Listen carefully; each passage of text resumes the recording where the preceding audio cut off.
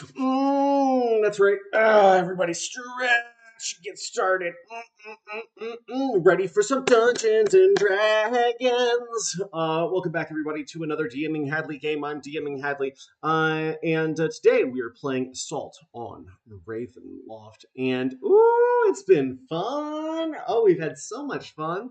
Even in the absence of one Ativa Panic and one Jimbo, we've still enjoyed ourselves somewhat thoroughly. It's probably from all the machinations of this evil domain in which our party has been trapped. Um, let's see here. Nolar's got no brains. Naracine's got no brains, but a quickly rushing bevy of memories, which have been granted to her. Yes, putting her in an elated and childlike state. It's nice that her and her adoptive father have been getting on so well so quickly. A really beautiful thing. Unfortunately, Sveti and Zero have conspicuously gone missing. The closer that everyone got to the house of Halaz Sleazard, the more it seems that people just out of existence and out of memory. A very interesting conundrum. And then this is my favorite part of the last couple of weeks was how everybody rushed through the town of Senwell to get to Hallis's house, and then once they were there, like, wait, no, we don't want to go inside the house. We don't want to go inside the house with this big man that we were told was probably bad. What? What? But you worked so hard to get there, and now you're here, and now nobody's having a good time except Naracine. Naracine's having the best time, by the way. Especially since she got to make tea for everybody after giving them a tour of the grounds, doing some cheerleading exposition, is it? It is an exposition. With Dad in the French gardens out back, and then the party found out that one Miss Asana has been here before and does not really appreciate having any kind of relationship with Hallis. Mostly because it sounds like the last group of people that she was here with didn't make it out. So that's not disconcerting at all. And then Naracine took, let's see here, took everybody downstairs to show them the former adventurers who'd made it in, and the party took off into a bone labyrinth. Yeah. Not everyone, though. Not everyone. No, Adele and Nolar are still in the dining room. A very Mm. healthy thing to separate the party. And No, just Adele.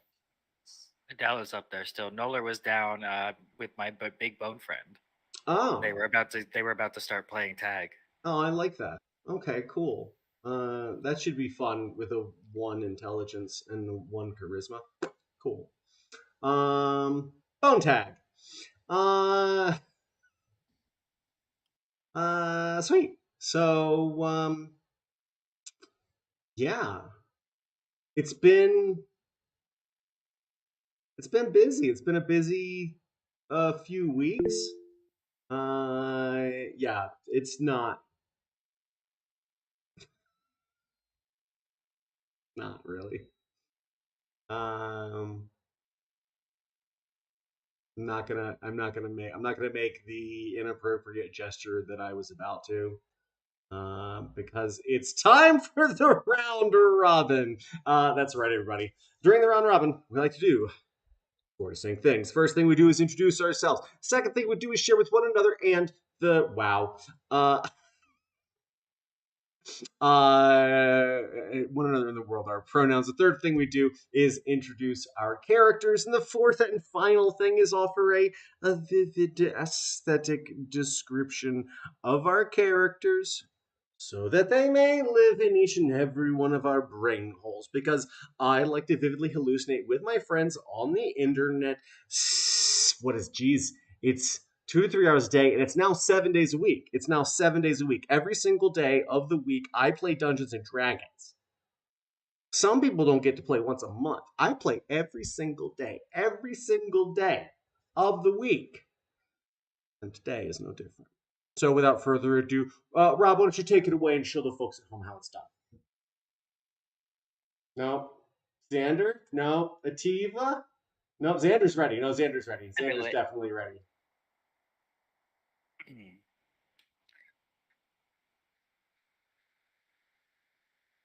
A daddy's girl once more now lives in the land of yore, a stable household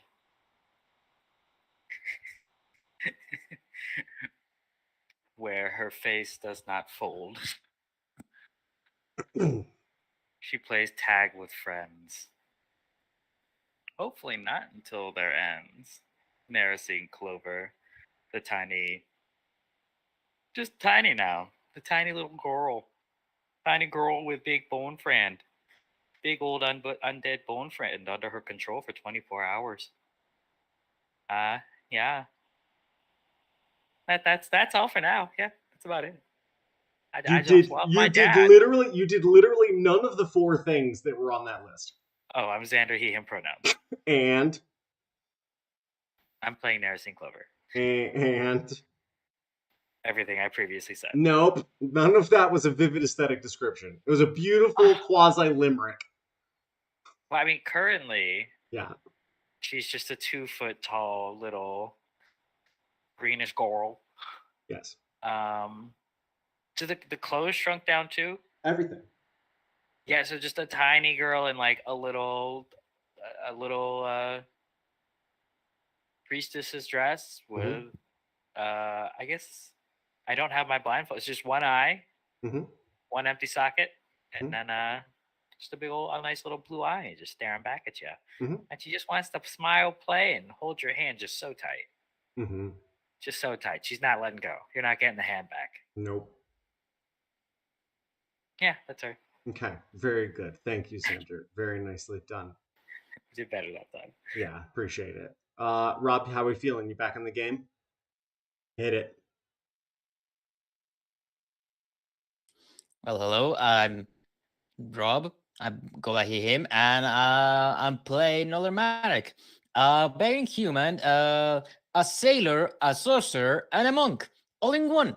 And all of the draconic kind, except the sailor, because I don't think there's draconic sailors, or at least maybe not yet. Man, there should be draconic sailors. We should make. Wow. There are. I mean, there's technically draconic sailors. We visited that in the Mercenary Guild. Well, anyways, Mag is, well, as I said, pretty human, more or less about 5'11". He has a black shirt and a black pants with black leather boots and some bracers on his hands and also his metallic hat now. Blue headscarf and also a blue half coat, blue leather half coat that is just goes around his body. Now, what is who is he? Well, he was born in a Lion. He was abandoned by his mother. He was raised by his father aboard ship. Eventually, when he was a teenager, he joined another crew to find his own place. And then He fell into the sea and discovered his magical potential when a mishap happened with sea creatures and a bronze dragon. He later trained that magical potential in a monastery where he learned martial arts and also had to control his magic. And later on, well, he tried to find his way across the world exploring, found the Mercenary Guild, settled an adventure that ended up with him forming a rivalry with the captain. That also, the captain, that said captain, destroyed the monastery where he had trained, and he also caught Noller's hand. And now he's in the lands of Borovia, more or less. And well, he's been going around trying to help this strange group of people go ahead and kill Strahd. But also now he has the issue of, well, being feeble minded.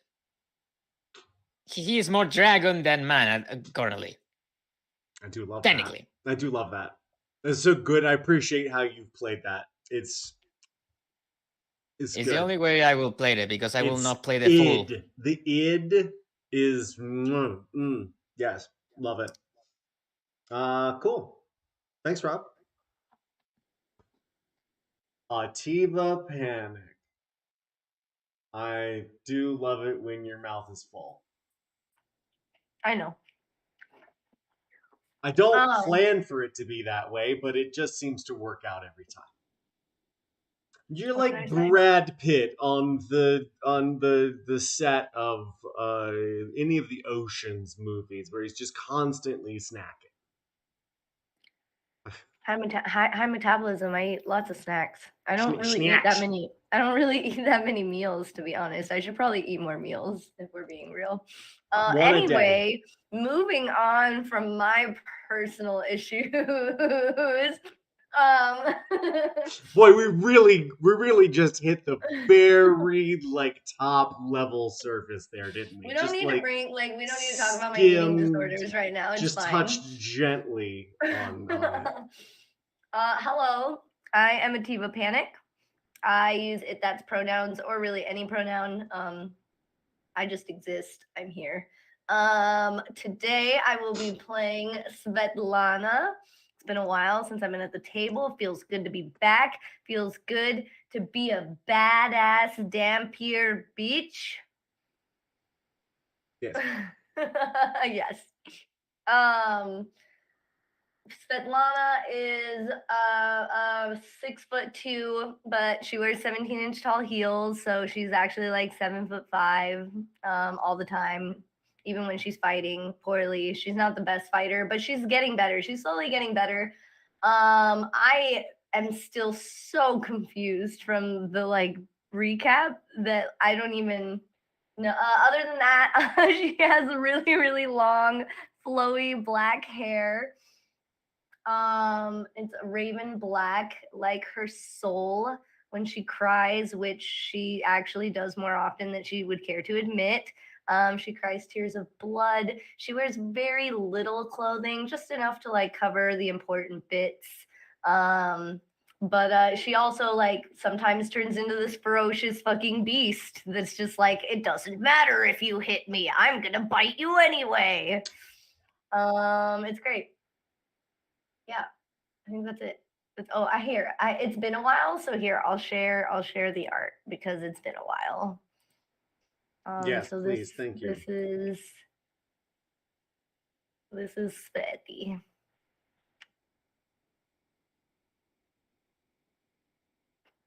She's a sexy little thing. I love her. She's probably my favorite character that I've ever created ever. It's pretty good. Pretty good. She's dope. Yeah, other than that, though, I have no idea what's going on right now. Usually I give a little bit of more backstory, but I'm still trying to process that recap, so...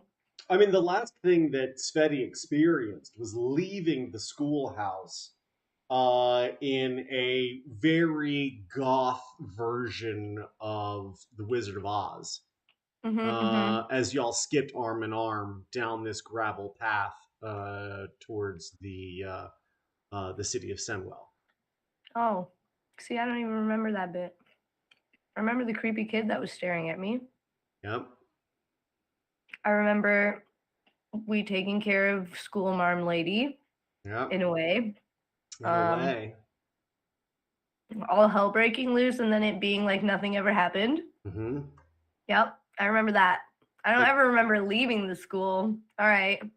You snuck out through an air duct. That's right. That's right. And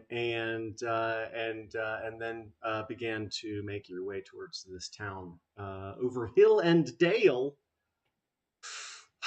And that's the last we saw of Spetty. By the time y'all got to the gates, she was already missing.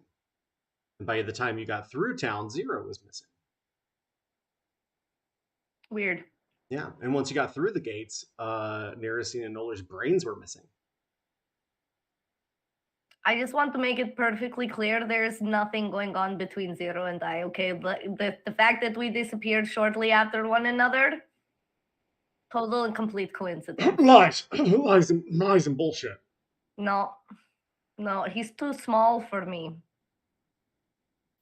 Like, God damn it. You know what? I'm done. It was a real pleasure. Thanks. It's great to have you back, Atiwa. Jimbo?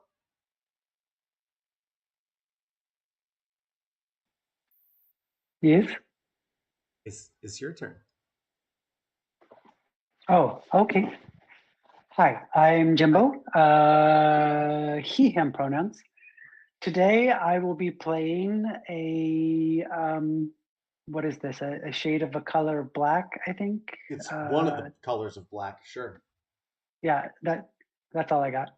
There's as many shades of black as there are colors of the spectrum. Yeah, just one of them though. I'll just play one of them. It's just one. It's one color of black. Just one of the shades. You are the void. Yes. The absence. That's what happened. I have no idea what. I don't know, man. I don't know. Just darkness. I am the darkness. I just showed up. So yeah. If Zero ever returns, that's who I'll be playing today. The Zero is an avatar of death. Oh, I clicked off that page. Get back over there. Zero stands exactly 5 feet tall, as was mentioned, too small for Svetlana. As mandated, Zero wears all black, a cloak and pair of black knickerbockers held up by suspenders. They dislike wearing shoes of any kind or any other clothes. It is of importance to note the amulet of the Mistress of Darkness, the Raven Queen, that is embedded in their chest, and the skull that they wear as a mask, which looks like that of a shrunken Tarrasque. Black curls sneak out here and there from under their hood, and mask and Zero's eyes are the darkness of an empty eternity. Not unlike Hollis, but also unlike Hollis. Correct. On both counts. Cool. John, can you do the thing? I can do the thing. All right, I believe in you. I'm John, he, him. I'm playing Adeldrilda, Common Heart, and Adele usually looks like a late 20s woman or possibly a 13-year-old girl at the age in which she was murdered. Became a warlock of the undead patron Stitch, and you will find her in black clothing, oftentimes in all black chitinous armor, wielding a black longsword and shield, or she may be in the back summoning little nasty creatures and things from other dimensions, and that is Adele. Dope. So we did the same. Just leaves me. DMing Hadley. Hey, I'm pronouns here for 60% or so of your DMing needs. It's about to be a little bit more because in just a few more weeks here, I will be a certified therapeutic game master, which is very exciting for me.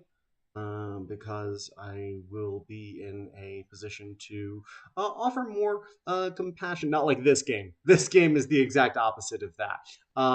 This game is the traumatizing game master, which I don't need a certification in. I'm horrible as it is. But I'm actually looking forward to doing that, to offering games, private games specifically. These will not be games that I air on YouTube or Twitch or any of that. These will be private events, small groups, 2 to 3 people, and we're gonna work through some shit in gameplay. So I'm very excited about that. That'll start sometime probably late April, beginning of May.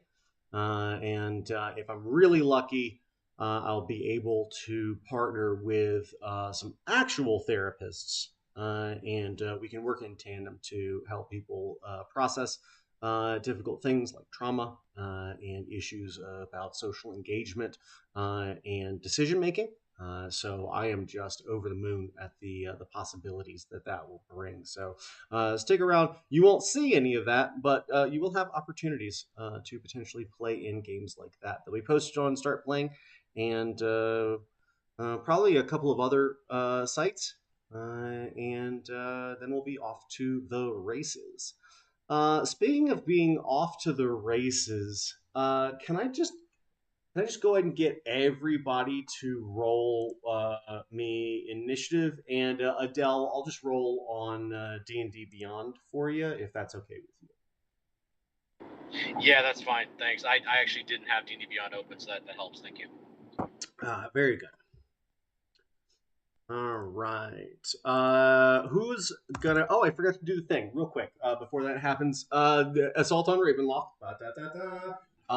This is season 2, episode 11, which means y'all we are getting real close to the end of the season. Usually about 14 or so episodes is what you get for a season. So we are coming down to the wire in this regard. And I've titled this episode, What Lies Beneath? Yeah. So who's going to beat a 19? Who's got the top of the initiative order? Oh, me with a 22. Oh, Nixie. Oh, you know it. Yeah, girl. We're having too much fun. Anybody else? Sweet. Adele with a 19. Who's next? I believe it's going to be Noller because he's got the best decks. Noller, what you got? 14. Did you have a 14 as well? I also have Yeah. a 14. That's a roll off. 5e doesn't go based off decks. That's some 4th edition shit. We do things differently. It's a roll off now. So everybody roll another just straight D20. I heard it was from Pathfinder. That might be from Pathfinder. I recall it being a thing, and maybe it was a carryover from 3.5, which 3.5 and Pathfinder were like conjoined twins. 3.75 basically. That were like separated early on. Yeah. I got another 14. 16. Not 20. All right. Dang. So we got Noller. Sveti. I need to go get my actual dice. Yeah, you do. And 0. Also 15. Very good. Great.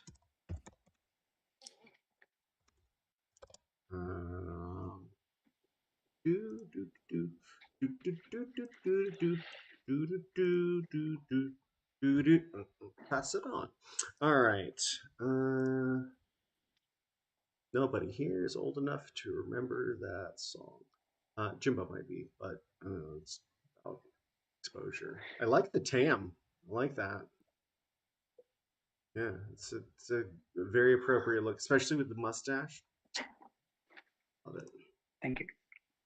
But yep, I gotta pull up. I gotta figure out what this guy's. Ooh.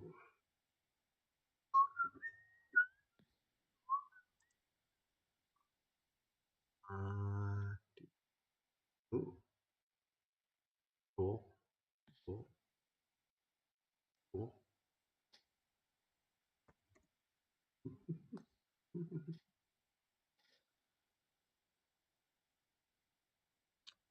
Okay. Giant skeleton.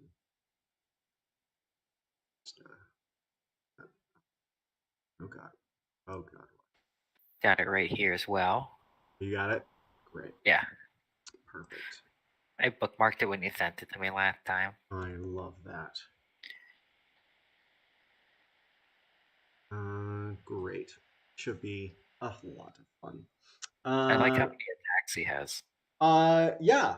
If you'd like, he rolled a 9. He's got 0 to his dex. So if you'd like to control him, we could sort of tandem. Yeah, I'm fine doing that. We could play bone tag, is what I'm saying. I'm fine doing bone tag, yes. Okay. We can act as if it's well, technically is like a summon. It's under my control, so I think. Then have at it. Have at it. Unless something makes sense otherwise. Yeah, so I think it would just go right after my turn. Great. Then I can just take him off that, and then here I'm ceding full responsibility to you. You're gonna have to keep track of his actions. That's fine. Okay. I know what I want him to do. It's hit things. This should be a blast. You've got a dragon id Noller. You've got a foxy lady. And you've got a starting to be destroyed labyrinth of bones, the catacombs underneath this structure, which are horrifyingly large. I want to be very clear. This is not like a little baby corn maze here, y'all. There's probably hundreds of thousands, if not millions, of skeletons worth of bone in here. If anyone's ever been to the catacombs in Paris, child's play. Gotcha. And it's Narasim's turn. Narasim, what would you like to do? Well, last time I remember I had picked up the fox in fox form. Sure, and give him the squeezies. Given the squeezies. So what I'm going to do is I'm going to wrap that fox up in my little shirt here, right on the front. Okay. You're really an adorable animal, not a human shield, like an adorable animal. And I'm going to yell out, "Bonesy, have you found him yet?" And Bonesy starts looking around. Has a perception of 8. So no. I'm gonna go help Bonesy find our dragon friend. Sweet. We have to all go find the people that we were told to find. Right.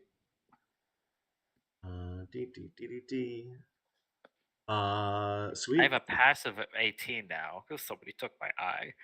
Or I can roll. You're actually, I mean, you're in a labyrinth, with walls of bone stacked I remember up. you said bones. Oh no, we'd only seen them before because she was using a spell that cast light. You saw them as you were coming down the stairs. You could see this expanse ahead of you, so you could see over the walls from there. But as you're now down in that labyrinth, especially at 2 feet tall, you've got walls of bone that rise 10 feet or higher around you, except for the ruined spot where this giant bone golem came crashing through, enthusiastically trying to play tag. So I guess what I'm going to do is I'm going to take myself and the wrapped up fox, and we're going to climb up on the bone golem and kind of use him like a giant mecha, a la Pacific Rim. Yes. And we're gonna go hunting. Okay.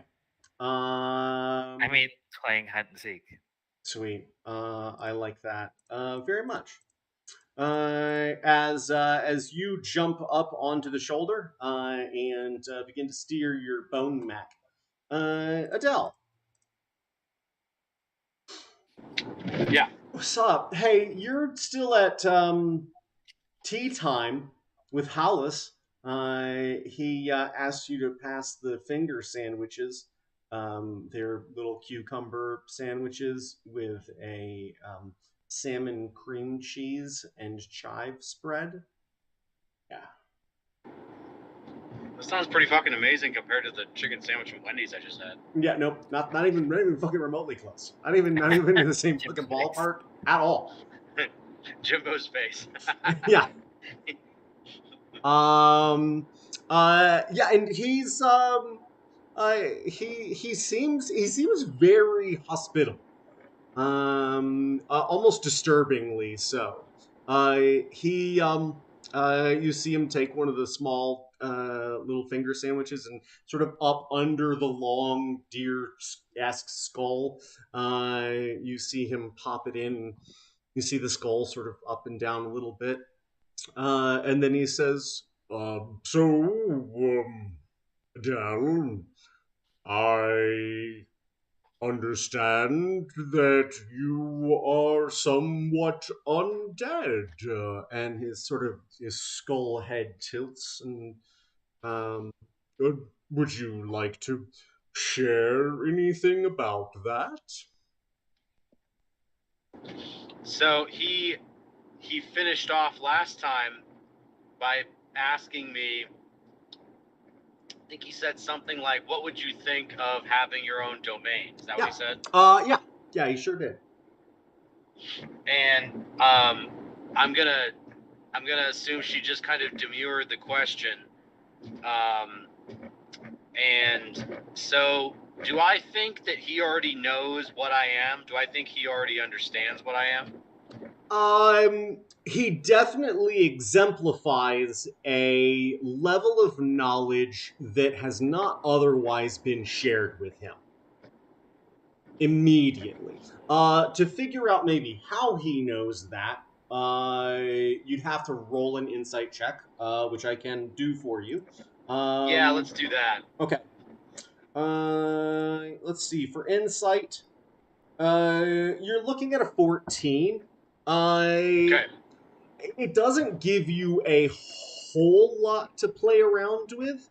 It's obvious he's got some preternatural understanding. You don't know if he's able to read your mind or if he's knowledgeable just beyond the norm, or if he can tell that something's just amiss. Maybe he has the ability to sort of identify undead or necrotic individuals, or individuals who are empowered with necrotic energy. But there is definitely something above and beyond the norm with his ability to understand who So and I what know what you she's are. gonna say. So she is probably in her adult form right now, and she is going to kind of wryly smile and look at him and say, "Have the gods been gossiping at their dinner parties again?" And then she kind of whips her hair, and the child face just appears as that, it's like the hair is in front of her face, and then it's down again, and the child face is there, and she giggles and chuckles, and this, like, it erupts into one of those kind of creepy maniacal giggles, like that you're like, okay, that's not at all unnerving, and then a flip of her hair and her face is back again.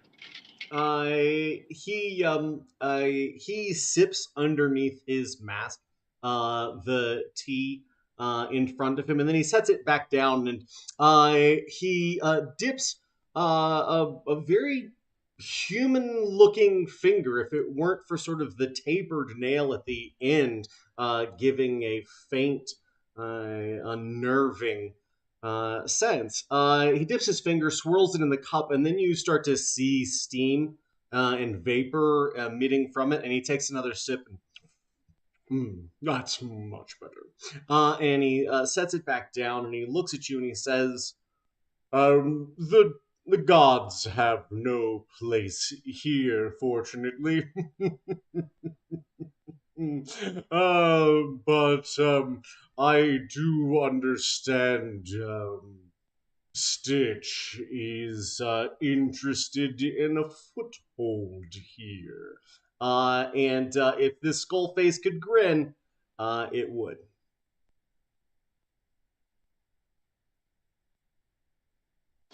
And her response is, I'm not sure if what you understand could fill that teacup. And with that kind awesome. of snarky response, I have to take a quick 5-minute break, and I will be right back. No, that's perfect. Noller. Because he banishes you. Yeah, I was about to say. Noller, can I get a stealth check, please? Oh boy. Trying to beat 10. that passive 18. Okay. And can I get a survival check, please? 4. Okay. We see as you are being pursued, you don't get very far before you find yourself cornered. And as you turn around, you can see very clearly that Narasine is sitting on the shoulder of this bone golem who is tall enough that he can almost look over these walls at you, and then proceed to just start rending the wall in front of you out of the way to pursue you. And as he steps through into that corridor, what do you do?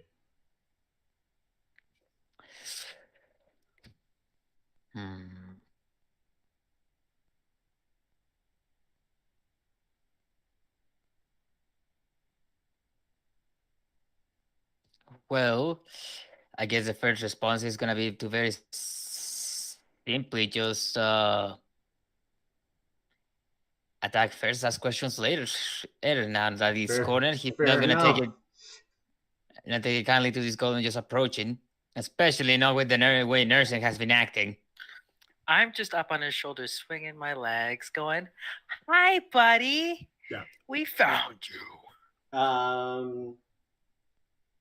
I love the idea of you just sort of sitting on this guy's clavicle, just like got you. Tag, you're it. Well, it's gonna be just straight up 4 attacks. Let's see how this goes.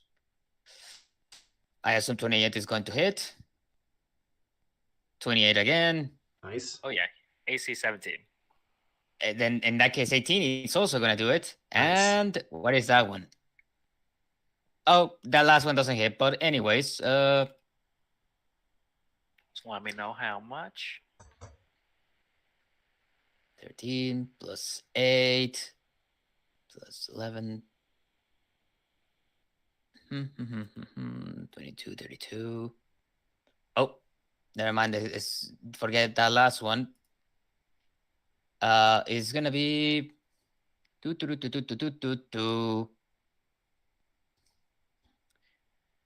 should be around 32 points of bludgeoning damage. Awesome. 33? Gotcha. 32. Oh, 32. Gotcha. Just all right. clawing and kicking away at one of his legs. Nice. Sweet. Anything else for Noller? Is there something else I can do? Well, I could possibly if I wasn't feeble-minded, but I am, so... Yeah, that's possibly just snarl. Okay, I like this. Roll me an intimidation check. Just for fun, just for funsies, for narrative purposes. I'll have to adjust this. Because she's up there yelling down at you like, "Don't hurt him! Stop it!" It's gonna be with a -5. Let's see what it goes, and it's a 2. Okay. 2 minus 5. -3. That is the lowest roll I've ever heard of. No, it's a 2. It's a 2 total. Okay, so that's not okay. All right, very good. I did roll a -2 the other day, and I was like, wow. Yeah, I was like, this is. I did not. Yeah, I was very pleased. Those are the best characters, though, where you're like, I know that are you alive? Fail so magnificently. Speaking of, are you alive? Svetlana, Can I get a Constitution saving throw, please? That's a 12. That's not great. Can I I get don't have great constitution. Can I get a perception check with disadvantage? Wait. Actually, waiting. wait. I'm waiting. Sorry. I'm waiting. I'm looking at the wrong character sheet. Wait. Oh, are you looking? You're not looking at Rage Study? I'm not looking at Rage Study. Cool. Would you roll on the die? 12. Okay, so 15. All right. Yeah, give me a 15. give me a perception check, please. Okay. You're tougher, definitely tougher than the average bear here. 22 was with advantage. The lower roll was an 8. Okay. As you begin to blink, there's a faint, blurry white light in the distance. As your eyes start to adjust, you can see what looks like a wall of femurs stacked like little bricks.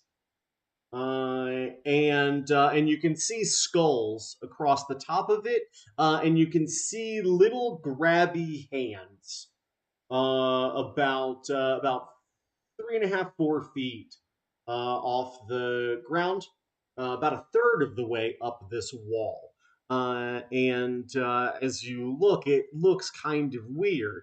And then as you look around a little more, you see a guy. He's in a sort of charcoal colored lab coat,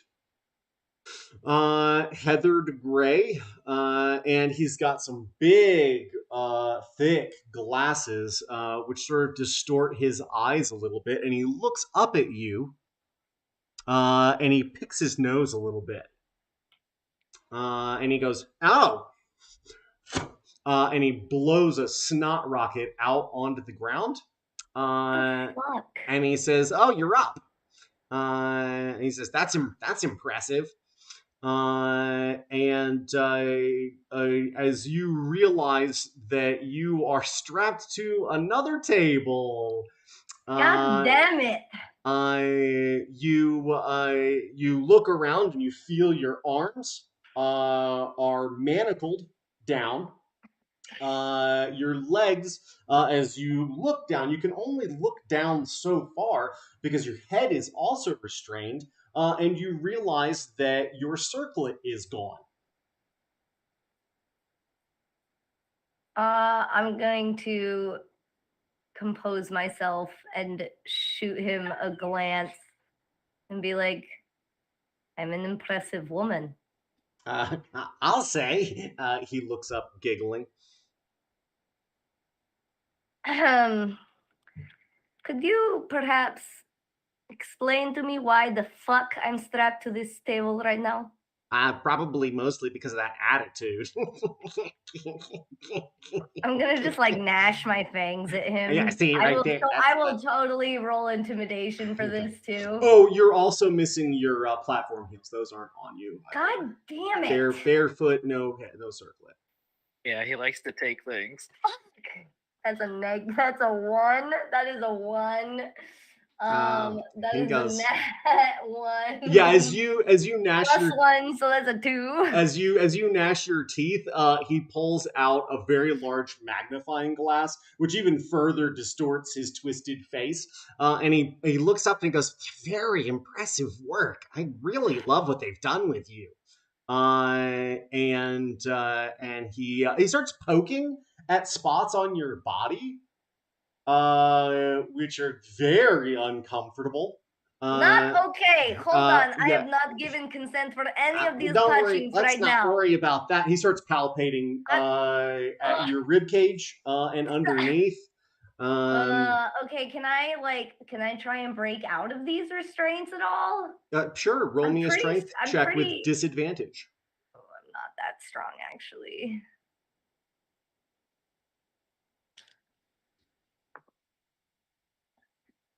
Oh no, a disadvantage. Yeah, what'd you get with the first one?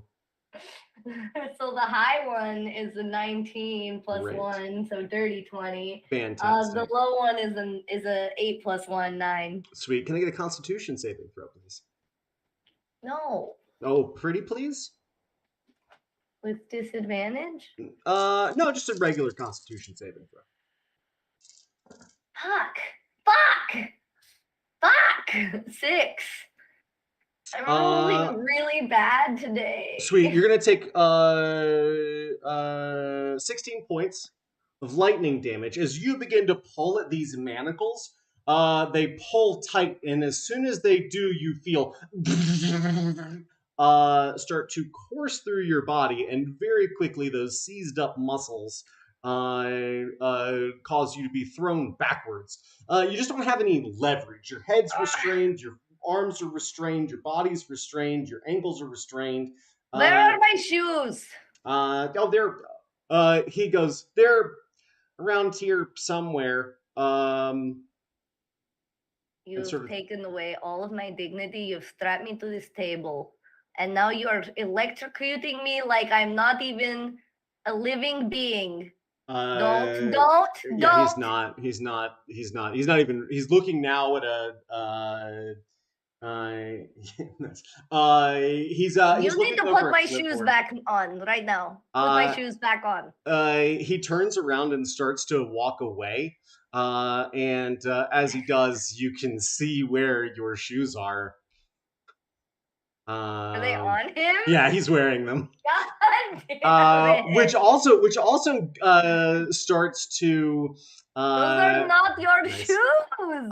They are now. And he click clack click clack. You also realize that he is far smaller. He's almost like gnomish in Does he height. do like a Roger walk with like the hands like this? He's got a clipboard, so he does definitely have a bit of the sachet. Yeah, there you go. But it's just less pronounced. He's also obviously not spent time in heels quite this tall.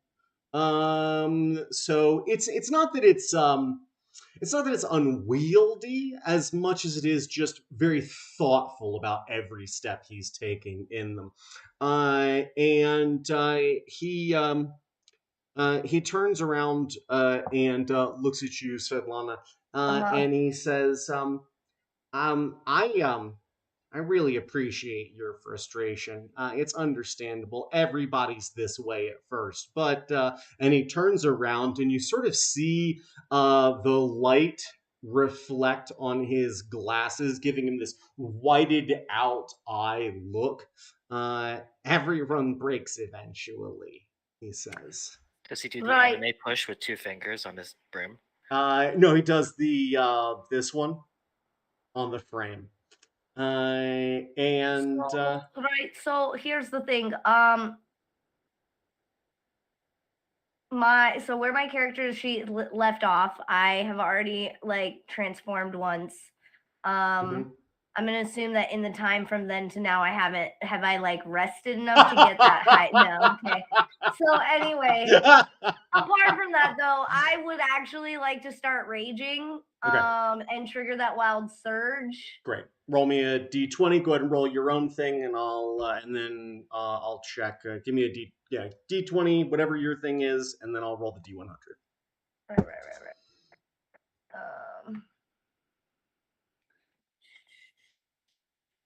Where's my d8? That's not it. Is it? Oh, that's 12. Here we go. I need to bring up the table. Oops.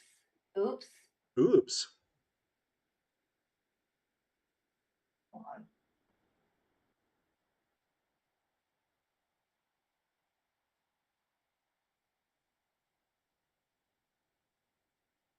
Where is it? Where is it? I don't know. Go ahead and give me the d20. I'll resolve what this is going to be. Nat 20. What color are Svetlana's eyes? Silver. Not anymore. Oh man. What color are they now? They're sort of a mousy brown. They're just like... Really? Yep. Why? They're just sort of like a I hate light, you. tanny brown No. color. Yep. So She just gives basic. up on life. Her heart stops. She drops to 0 HP. Dies. Svenny turns into a dead. regular girl, not Yep. even a material girl anymore. Yep, correct. Yep. All right, I'm looking for my taste. A regular girl. There it is. There it is. Ooh.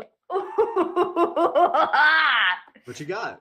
I teleport up to 30 feet to an unoccupied space I can see. Until my rage ends, I can use this effect again on each one of my turns as a bonus action. Now we're talking.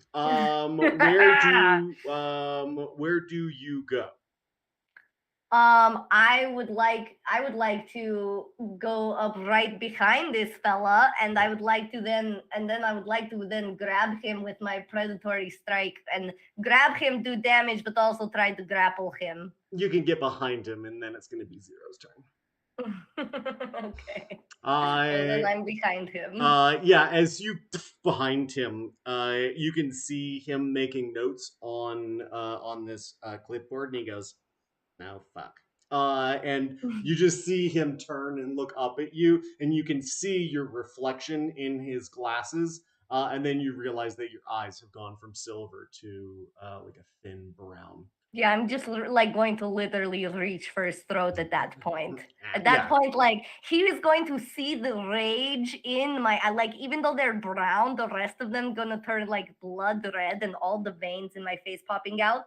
And like I just reach for his throat. So much anger in those normal brown eyes. This is not cool. Not cool. Oh, that hurts. Oh God. Oh. You know what? Like I've never listen, Hadley. I have never like claimed you to be like actually mean. I'm like, okay, you're a tease. Okay, you're kind of a brat. Yeah. Never actually mean though. You're being really fucking mean right now. I'm reading it. I want to be very clear. Y'all think I'm mean. I am reading things off the sheets. I read this verbatim. Lana can't have brown fucking eyes, Hadley. What the fuck? Why not? Hey, No, it says it's part of your wild surge. You're having it easy over there. Yeah. This guy, these two are feeble-minded, and your eyes turn brown. I'm fucking pissed right now. I'm actively hunting everybody. Yeah, like Narracine's on the other side of the coin, 100%. If it makes you feel any better, it doesn't. Zero's gonna. Well, we're not there yet. Zero, can I get 2 checks from you, please? The first is a Constitution saving throw.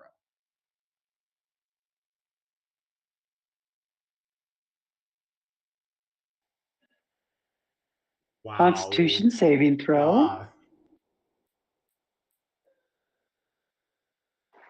I would like to hand you a 6. Okay. All right. Okay. Cool. Can I get a? Oh God, this is gonna be bad. Can I get a religion check with disadvantage, please?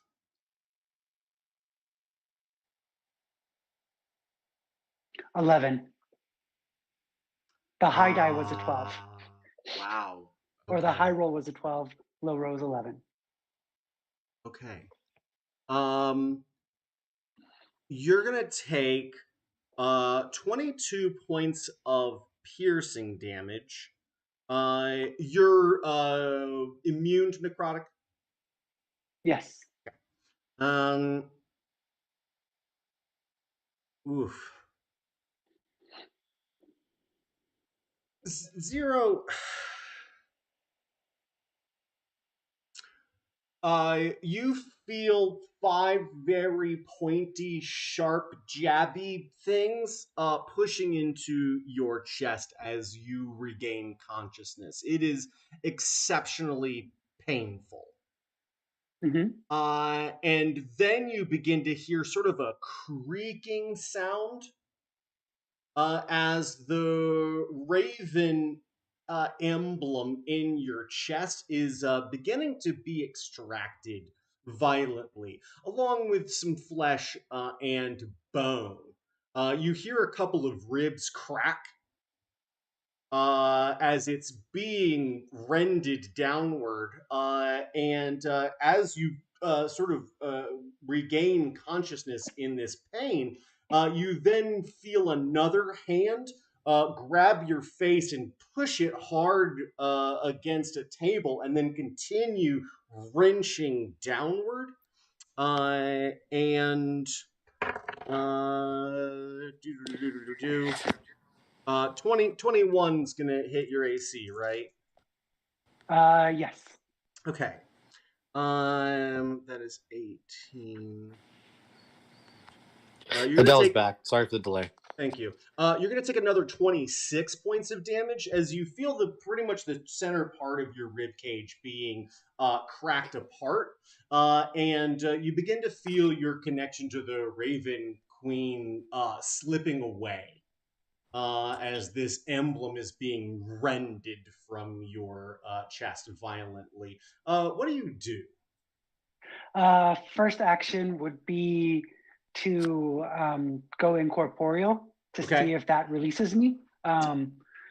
Knowing that sometimes that does not release you from some things' grips, but at other times it would. Arcana or religion, what do you want to roll for that? What makes sense for you to... Both are just a +1, so it doesn't matter. It's narrative the same. I see nothing by the time I feel all this, and just I'm doing immediate reaction. You only right? see the briefest, faintest. At first, it's just pain, coming out of the darkness, and you do see sort of white lights, and you do see this hand silhouetted grab your face, and you can feel it just manhandling up against this hard table, which you are partially restrained to as well. Your head's not restrained, but your hands and feet are. Based off of the quick description, I went with Arcana. I got a 5. Okay. You begin to go incorporeal. And the hard part about this is that you start to feel these fingers slip more easily now around that emblem. And even get more of a grip on it. But there's going to be sort of a tandem situation here because you're going to sort of end... I mean, I don't know if you've got anything else for your turn, but if you can't move away, then it's going to be a matter of, I think you take damage once you're inside of something or end your turn in something. Yes. Yes. How much is that? Couple D10s. Yeah, I just had to. Where's racial? Incorporeal. 1d10 force damage. 7 points. 7. Okay. Yeah. As you feel the fingers of this huge creature against your heart, what little of it there is. What else for 0? Anything else for 0? Yeah. So this is something that 0. Sorry, go ahead. Your hands do come free. My hands do come free. Okay. Yeah, but in the sensation of having your emblem ripped from you at the same time, your ankles are still restrained for the moment. And it is very, very uncomfortable physically. Okay. Hands are free. Did you say that my emblem is it's wrenched? It's still attached to maybe your bottom 2 ribs on either side.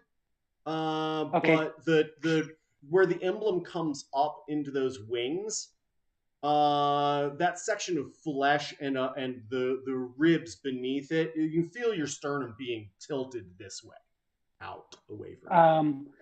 Then against whatever 0 usually goes for, but this is his connection to his god, to the Raven Queen. He grabs onto the foot hand claw thing that's grabbed onto the emblem, and the other one that's grabbed onto his face, and we are inflicting wounds at 4th level. Okay. So does a dirty 30 hit? Sure does. Okay. That's 25. Is that necrotic? Yeah, 25 necrotic damage. 25. Okay. Great. Roll me an insight check, please. Ooh, I got good insights. 16. You think that this guy, his strength should have sapped far more than that. Yeah. And you're like, fuck. The necrotic doesn't seem to be affecting this guy as much.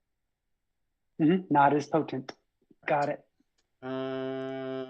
Sweet. Narasine. Yep.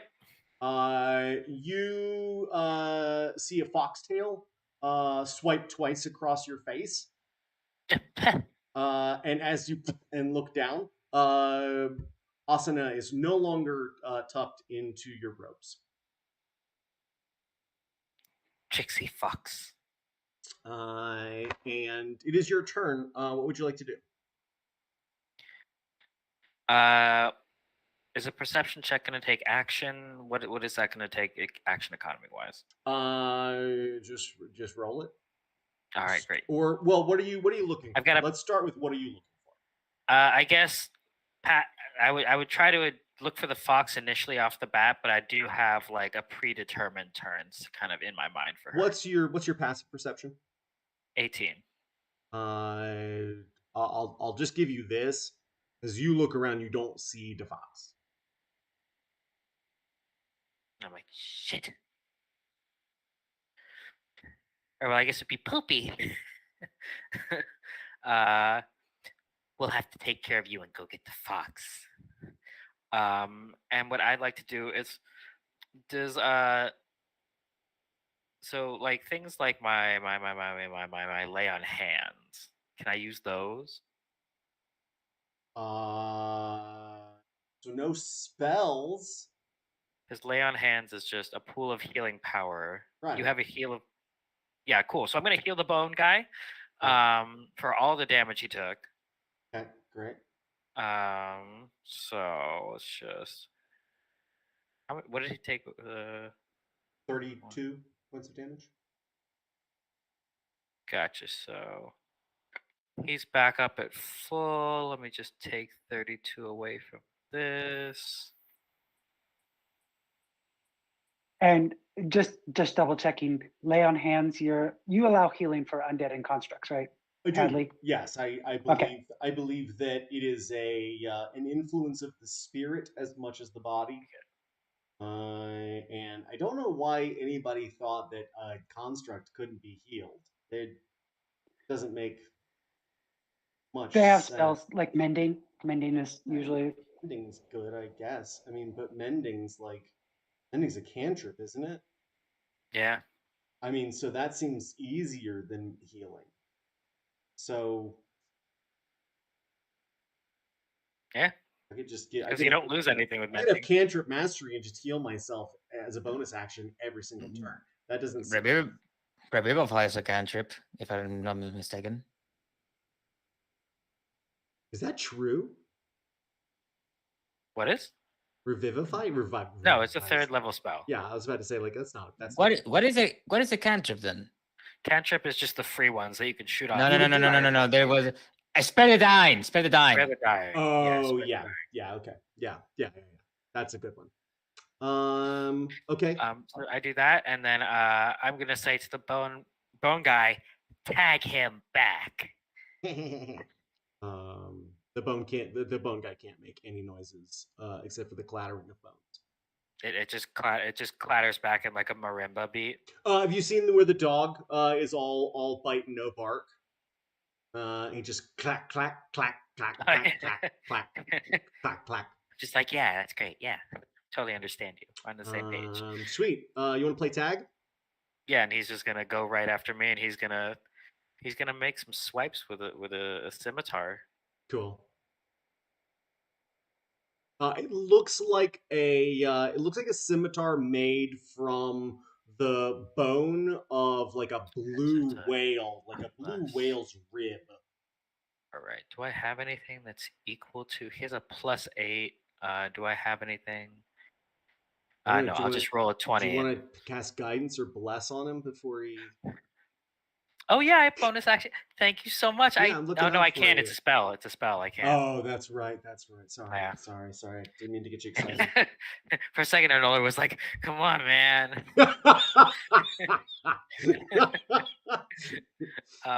Yeah. So, you gotta play the characters, you know. This is. I'm just gonna roll 3 20s and then including just this. Forgetting that you were still feeble-minded. Still. So we have a nat 20 +8, a 14 +8, and then an 8 +8. Does a 16 hit you, Nolan? I don't think a 16. No. Done. Okay, so the other does a 14, but the 22 hit you? Yes. Okay, so we've got one regular hit and one natural 20. I'm sorry. Sweet. Give 3d6 +5. Yeah, go ahead and give us that for the nat 20. 1, 2, 3. 1, 2, 3. Here. So that's gonna be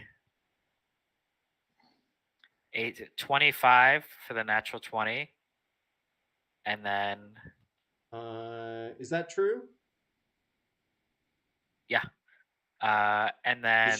You sure it's not 41? Oh, because it's. Oh, I forgot you do that differently. Yeah. Shit. Yeah. 41 then, because it's not just the 10.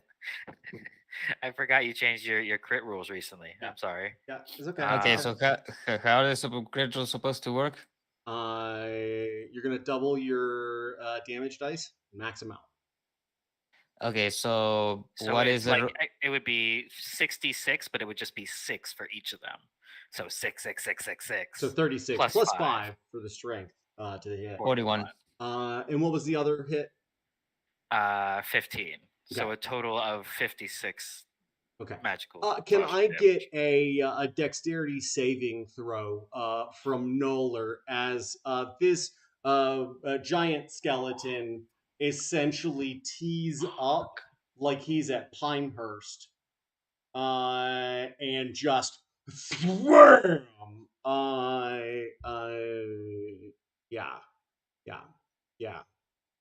Grip it and rip it John Daly style.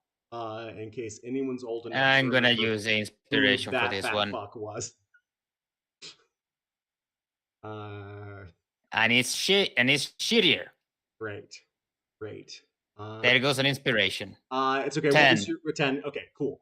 As you tag Noller with this giant skeleton, Noller, you just sort of get broadsided with the curved end of this scimitar, and we see you like anime style, just like through the first wall of bones, and then through the second wall of bones, and then it's Team Rocket blasting off again as you arc into the air, and then come skidding to a stop far in the distance. And you hit him too hard. You're not fast. He just with this all the way. What is the damage? That's all included in the damage. So that was all part. So it was 41 plus 41 plus 15.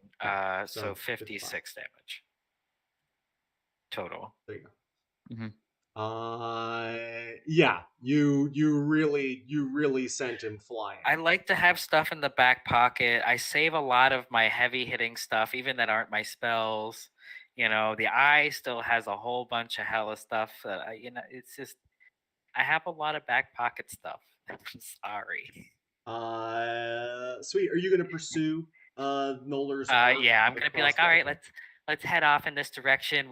As he's doing that, I will just kind of keep my head on a swivel, looking for a little furry tail anywhere. Okay. I have bad news. You're not gonna see it. You can roll me an Arcana check. That might be You've got -5 to your intelligence. Well, I've actually got oh yeah. Well, I'll still try. Can I still try You to can roll still it? try. You can still try. I'll still try to roll it. Yeah. Yeah, you have a childlike understanding of the world. 18 minus 5 is a 13. 30. Okay. Well, better than average, even for a kid. You have a pretty strong suspicion that whatever's hiding Asana from you is magical. You don't understand what that magic is necessarily. They might be invisible.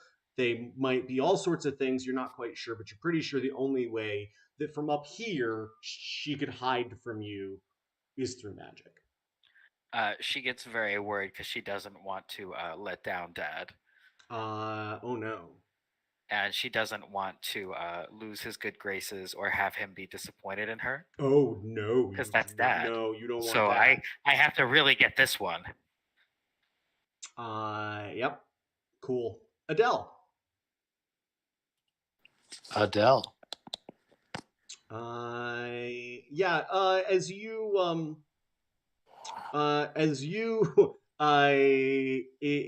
insult Hallas, and he looks down into his teacup, and it's still steaming. You can see it rising up past the bone skull. He hmm, perhaps that's true, and brings it up under the skull and takes another sip. And can I get a wisdom saving throw from Adele, please? Sure. There it is. 18. Very quickly, you feel your feet slip out from underneath you, and you are quickly inundated with very hot liquid. It's seeping in under your armor. It's washing over your face.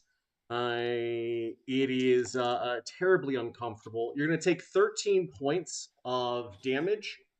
And as you struggle to breathe and get your footing, you feel your hands splashing in this scalding hot liquid.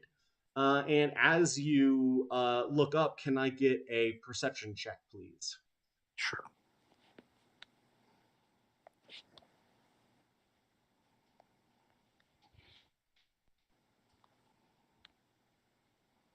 Natural 20. As you look up through this brown sort of liquid, your eyes are searing. But as you look up, you can see this sort of like mist overhead, and as it parts, you can see that you are in Hallas's cup. And he looks down at you, this tremendous, I mean, absolutely colossal figure in comparison. And he says, "Well, I know you." And he begins to take a drink. Can I get a dexterity saving throw with disadvantage, please? Sure. Trigger warning, furry 4. It's a 16.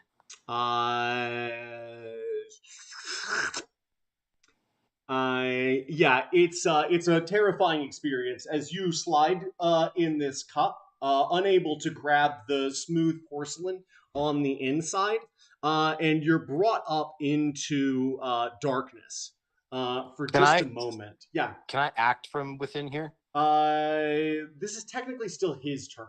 Okay. But is there something you want? What do you want to do? I want to summon a greater demon while inside him. Okay, then we'll get to that in just a moment. Roll. Actually, I'm going to include, since you got a nat 20 on that perception check, as you are brought up under that cup and poured into this open maw, you can see that there's the necrotized face of a man behind this skull. Oh, good to know. Okay. And then you go into his mouth and you are riding his tongue down as you are swallowed into darkness. And you feel the flesh pressing against you as you are consumed. And a couple of seconds later, you are splashing down. And as you do, you are going to take 23 points of acid damage, and you are just into a pit of stomach acid. It Does is that mean he didn't take a lot of milk with his? no, he likes it. He likes it straight. No cream for him, and he's already sweet enough. And it's your turn. You are in Hallis's stomach, and it hurts to be in. And essentially, that damage is going to include starting your turn in the acid. What do you do? I'm going to bonus action Dread Form, Okay. which means I'll gain some temporary HP. It looks like 10. Okay. Okay. Okay, 10 temporary HP. And then, yeah, I'm going to summon Greater Demon. Nice. And so why don't you toss me a CR5 Demon? Okay. Let's get you.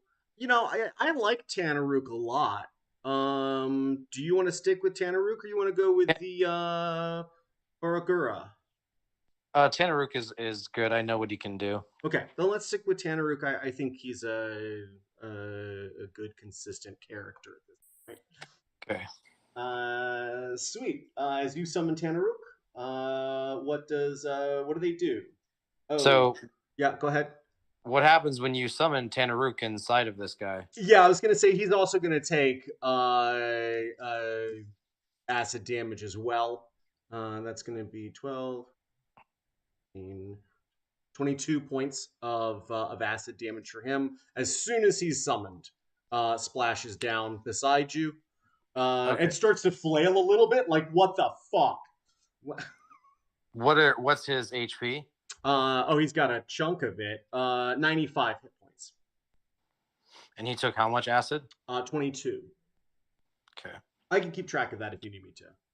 I got it here. Okay. Okay. Then I'm going to action surge and use my Farfold, and I'm gonna summon a aberration. Okay. So I need to roll a D12 and a D8, and this is always exciting. D12, oops, that's a D10. Oh, nope. What's the CR? One of these rolls will tell us. Very good. It is a CR5. Okay. And the creature type is Fey. Okay. So DM's discretion, CR5 Fey. You know what? Yeah, we're gonna have some fun. Let's just see what we.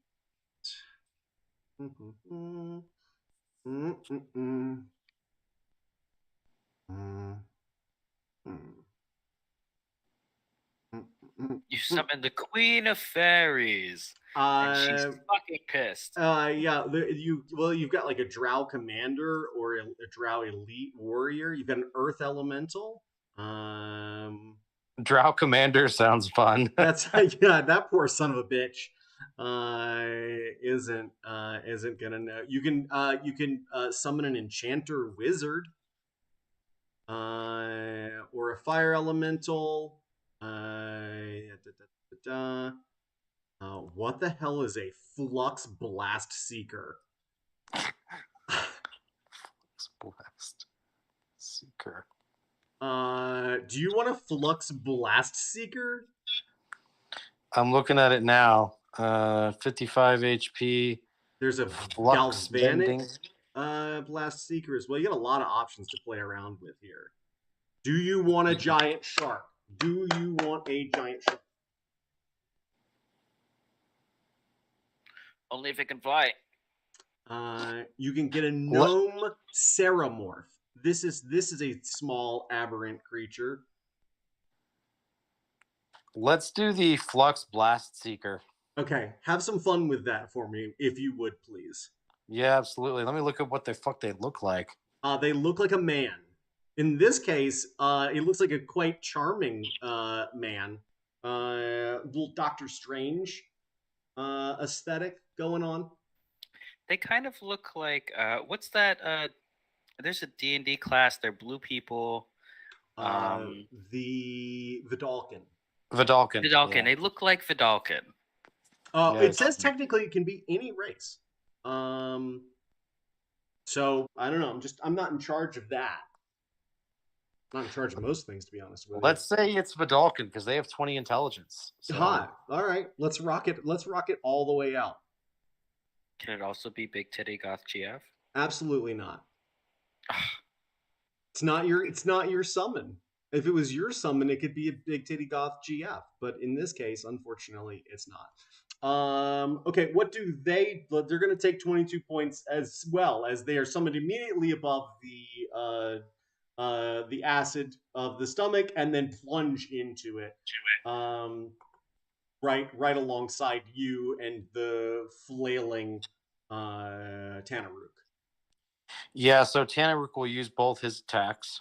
Okay. I don't have Tanaruk's stat block right in front of me, do you? I can pull it up, yeah, for sure. Okay.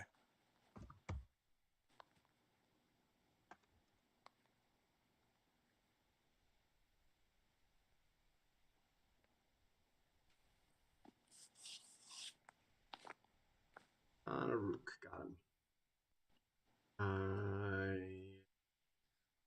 One bite and one great sword attack. You want to roll those up? Sure. I'll roll d20s. You can add the Plus modifier 7 to each of those. Okay. It's going to be 22 and 10. Okay. The bite is going to hit.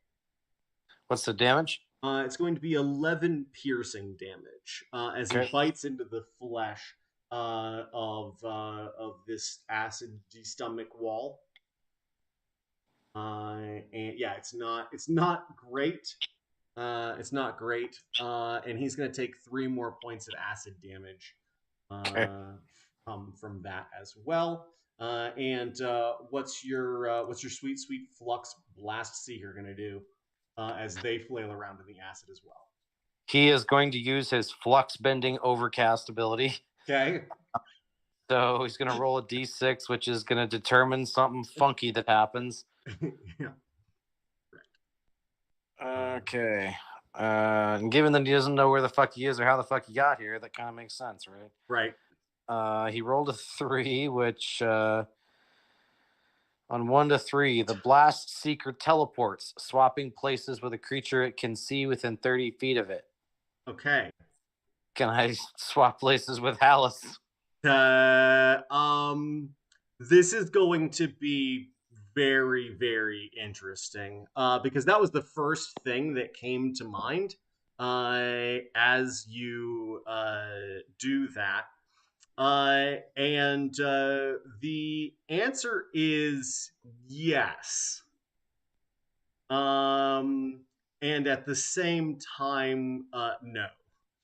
Because what ends up happening is you see this guy sort of, and you see as he sort of blinks out, Halas blinks in, and you see the stomach change a little bit. Not a whole lot, but it goes from like, it's a different set of tea and tea sandwiches. that you see floating around you. God damn it, he's a fancy boy too. Yeah, he sure is. And then you see Halas. He's sort of still standing, or he's still floating in that space. And you see the skull sort of thrash. And he is technically going to take a little bit of damage here. You made a god bleed. Okay.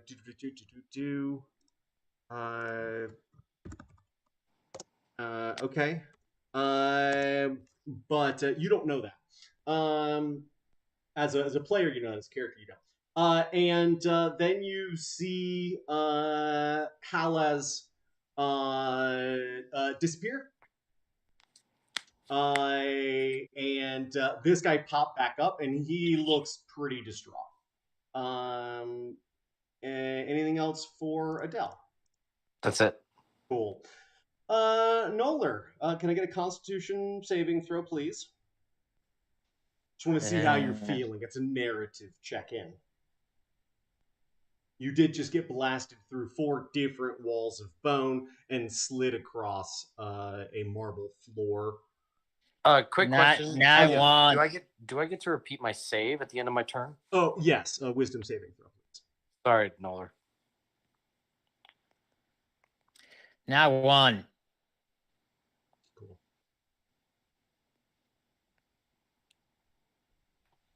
You gotta get new digital dice, man. You gotta change the color. You gotta do something with them. Yeah, you gotta change them up. You gotta keep it fresh. 23 wisdom save, Headley. Okay, as you save, you're back in your chair, and you see Halas. He sets down the cup, and then burps softly, and you wonder if maybe your summoned creatures are still in his guts. As Noller, as you come sliding, almost unconscious, you're just like, you look up, and you barely see, as your eyes flutter, the back of an individual. He's got on sort of a heathered gray lab coat and high heels, which really twist your brain a little bit. And you wonder if you're maybe dreaming. And I'm not one to do anything. I'm feeble-minded. Fuck you. Well, you as a player might think that your character's dreaming. If you're feeble-minded, I mean, you still dream. You're still incredibly wise. As a monk, your right? wisdom is still a significant portion of who you are. Plus, your sort of draconic, nature. Just like an old dragon. Yeah, lends itself to something. Not even close. You are. I'm not sure if there's a mechanic for this. You are staggered. You say this is narrative. Yes, that's what I'm saying. These are not. You are like,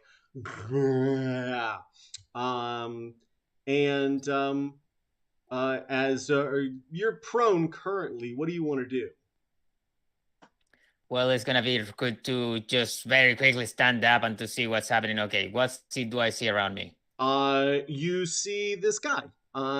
He's without the 17-inch tall platform heels that he's wearing. He's probably only maybe about 4'5". And as you bring yourself up and look around and sort of shake off the bone dust that you're covered with. Wait, he crashed into this room? Yeah. You see Svetlana. She's got brown eyes. And she doesn't have a circlet on, and she's barefoot. I know all of her power has been sapped from her significantly shorter now without those heels. She's still taller than you, but not by as much.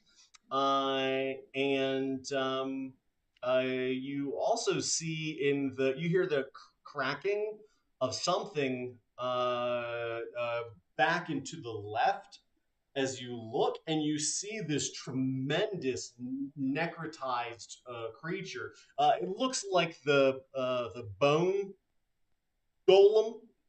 It's not technically what he is. He's a giant skeleton. It looks like the giant skeleton that Narasine summoned, but still with flesh on it.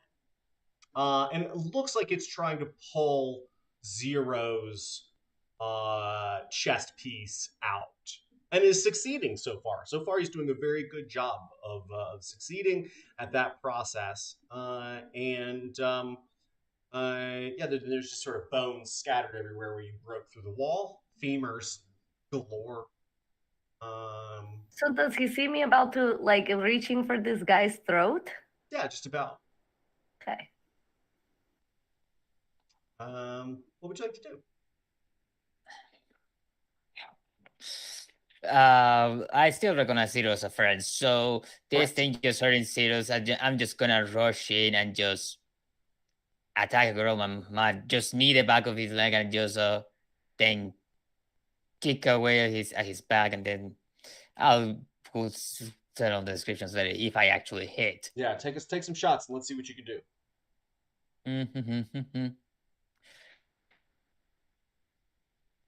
3, 4, sure 4. Let's go 3. 12 is not gonna do it. Nope. This thing looks down, and as you kick, it looks 16. 16 gonna get him. 16 is going to hit him. 16 is gonna hit him. If that's the case, then that also hits, and that 20 also hits. Awesome. Okay, so it's gonna be 3 hits. That's the crit is gonna be. Oh, it's 20. It's normally 22 minus 1 is gonna be 21. 21 points of damage. 21 plus 8 plus.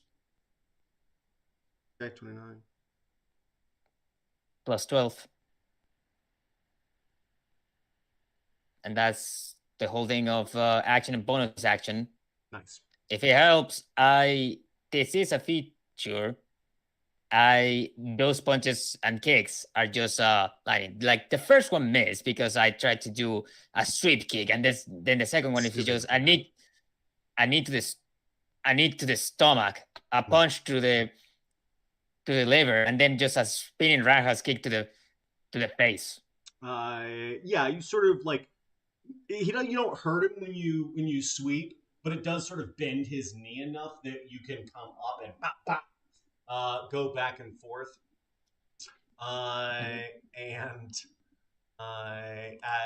As you bang bang bang on this guy, his necrotized face turns and faces you, and he's horrifying.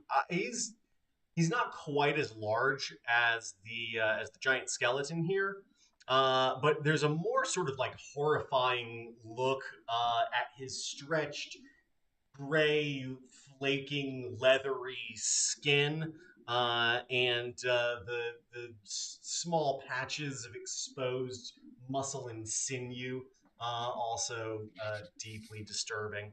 And he turns and hisses towards Noller. Anything else for Noller? Why does that doesn't recognize the sound? Son of a bitch. I don't know. I had that problem the other day too. I was trying to make tapping sounds, and the computer was like, "That's not a sound we want to share with the world." And I was like, "Bitch, it's Foley work. There should be like a Foley setting." Well, he hit on me. I'm just gonna growl like. Nope. See, I did it again. Fuck. So fucked up. It's a growl. Yeah, I imagined it in my mind. Sweet. As you growl, Sveti, you look down. You see this guy. he says as he I'm sorry, looks I back. gotta ask, is he wearing her socks as well? Like The little white with the lace folded down. Yeah. that's what she was wearing under those huge boots? Yeah, it is. Just the tiny socks with the... Yeah. Yeah. With a little flower, with a little like blue. Except for they're black, but like now the he's lace. wearing. But the lace would have been the lace would have been hanging over the edge of the boots.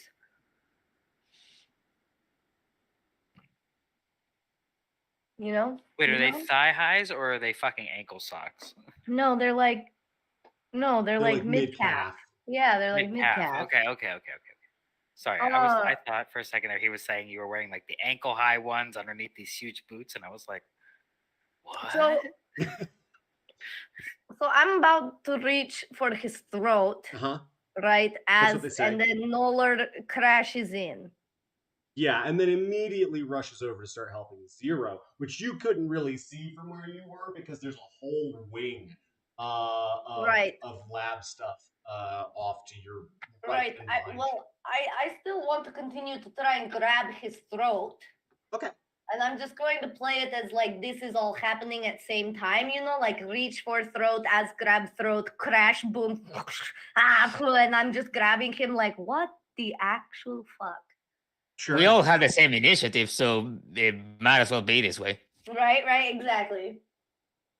So yeah, what could I? So if I want to inflict damage as I'm grabbing his throat, would I do it as like a predatory strike, but then try and grapple? I can't do it. No, I can't do it as a predatory strike because I already transformed once today. Never mind. So sad. So I'm raging. I am raging, but I'm not in hybrid form.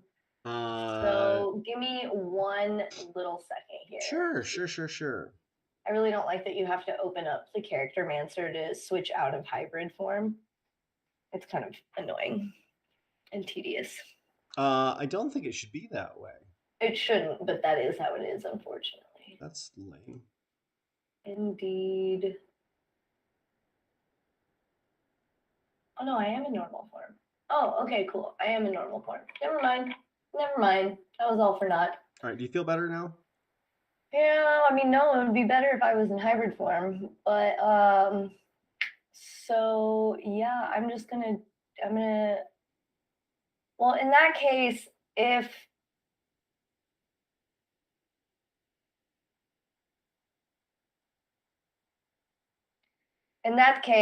I'm not gonna be able to predatory strike him, I'm going to definitely like grab him by throat, but then like try and grapple him with my dagger at his throat.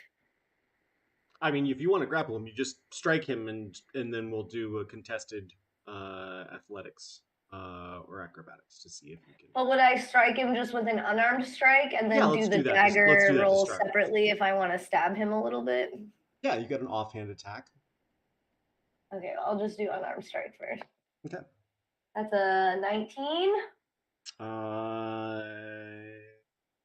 Yep, that's gonna do it. It's gonna do it.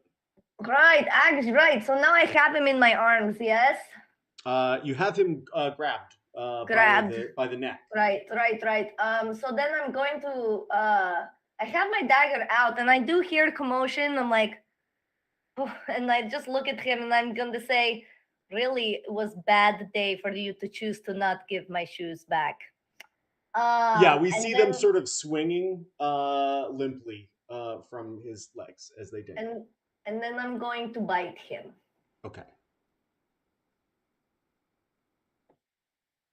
With a 13 plus 8, 21.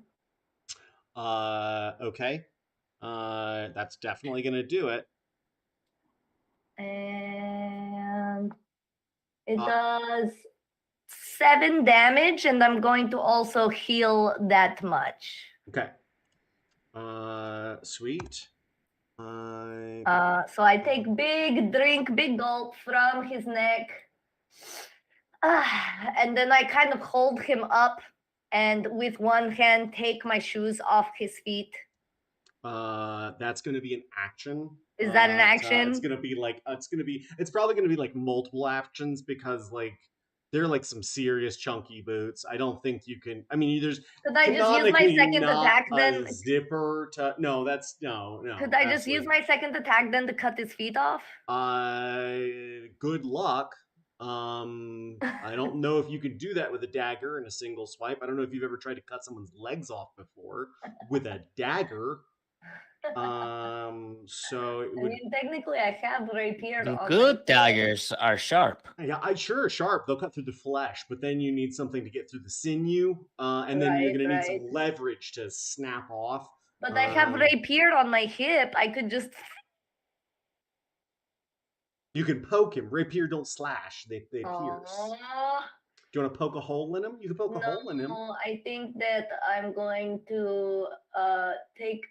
Yeah, I'm going to look at him and then I'm going to say, I'm not going to kill you yet, but I am very hungry, and I'm going to bite him again. Okay. Oh wait, no, not because I did an unarmed strike to grapple him, and then I bit him. That was my second attack. Never mind. Two things happen sort of at the same time. The first is the blood that you just swallowed turns horrendously sour in your gut. And don't worry, you don't have to make a Constitution saving throw because you feel your stomach start to churn very uncomfortably, and then you hear you are pretty, but you aren't very smart, are you? And as you start to feel your stomach turn very sour, you start to feel yourself bloat. Yeah, it's very uncomfortable almost immediately. And can I get a Constitution saving throw from you, please? I'm getting really upset right now. That is 21. Okay. You're gonna take 16 points of damage. What kind of damage? It is necrotic damage. I am okay. I am undead. Do I not have? I have resistance. You're not to technically undead. You're a vampire. So you've not really died. You're just deeply affected by necrotic energy. Like I think technically like Adele is undead. And I think I don't know if Zero is or not. Zero's undead. I have deathless nature. I don't need to breathe. Right. Okay. You are close to dead, but you're not undead. Got it. And you let out a pretty gnarly burp.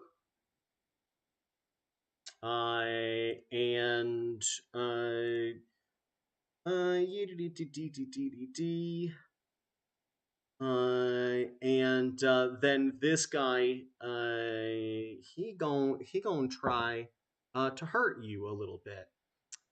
Even he's still grappled though, that. Oh yeah. He looks at you and says, "You got a little something in your guts." And he goes, "Me too." And then he goes like exorcist style. He's him gonna give 5 points of poison damage as it sprays in your face and burns.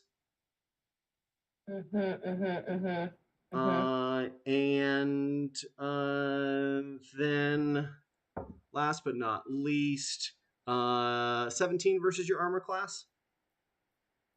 Nope. He tries to reach out, and as you're sort of recoiling, he can't get a hold of you. But he seems to be he seems to be not very worried about the fact that you have him by the throat. Great. Yeah. Right, I'm going to just walk over to where Noller and them are doing their business, but still holding him in my hand. Okay, yeah, you're gonna move at half speed to carry him with you, but that's cool. That's I fine. like that you're turning towards Noller and Zero, and heading that way. This. I'm very upset. I can only imagine. Noller, odds or evens?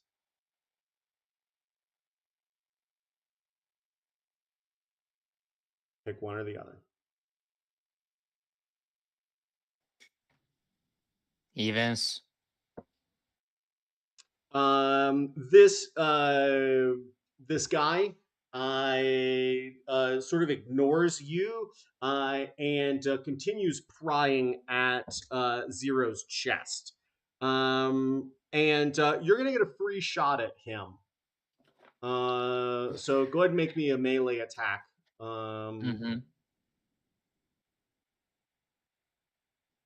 Does dirty 20 get him? That's gonna hit him. That's gonna be another extra 10 damage by kicking me on the back of the other knee. Nice. Lovely. Unfortunately, as he slips,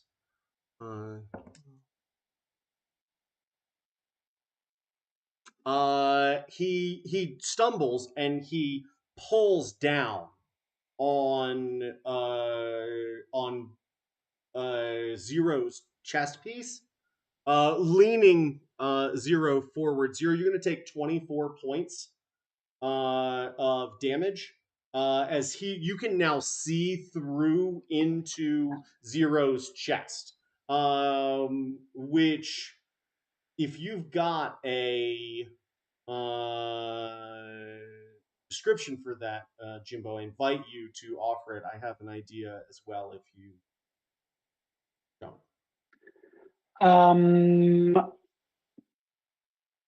I'll let you do it, but I'm going to use one of my Channel Divinity new Paladin features and rebuke the damned. Nice. So immediately after a creature within 30 feet of you deals damage to you, you can use your reaction to force the creature to make a Wisdom saving throw, DC 20. On a failed save, the creature takes radiant damage equal to the damage it just dealt, or half as much damage on a successful save. If the creature is undead, it takes an additional 1d6 radiant damage. Sweet. Is a 15 gonna get it done? No, 20 is my Great. AC Love. or DC. Yep. Sweet. So he's gonna take all that damage and then some. Roll me a d6. Rolling. +2. Okay.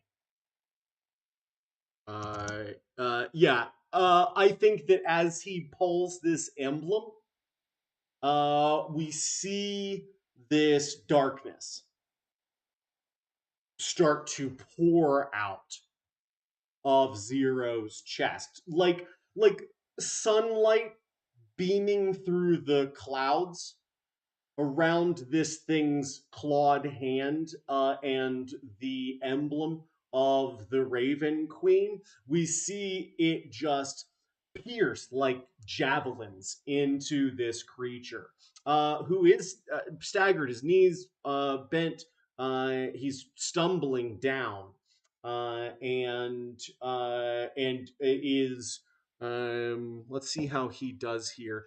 He lets go of your chest, Zero, as he staggers backwards and away from the two of you. Zero, you're going to get an opportunity attack to on his turn, and then it's going to be your turn. Okay, then I don't have my scythe because I didn't pull it from the ether. So I guess the only thing I can do is an unarmed strike. Okay. Um, What does it take for you to summon it? Is that an action, bonus action? I've been treating it as a bonus action.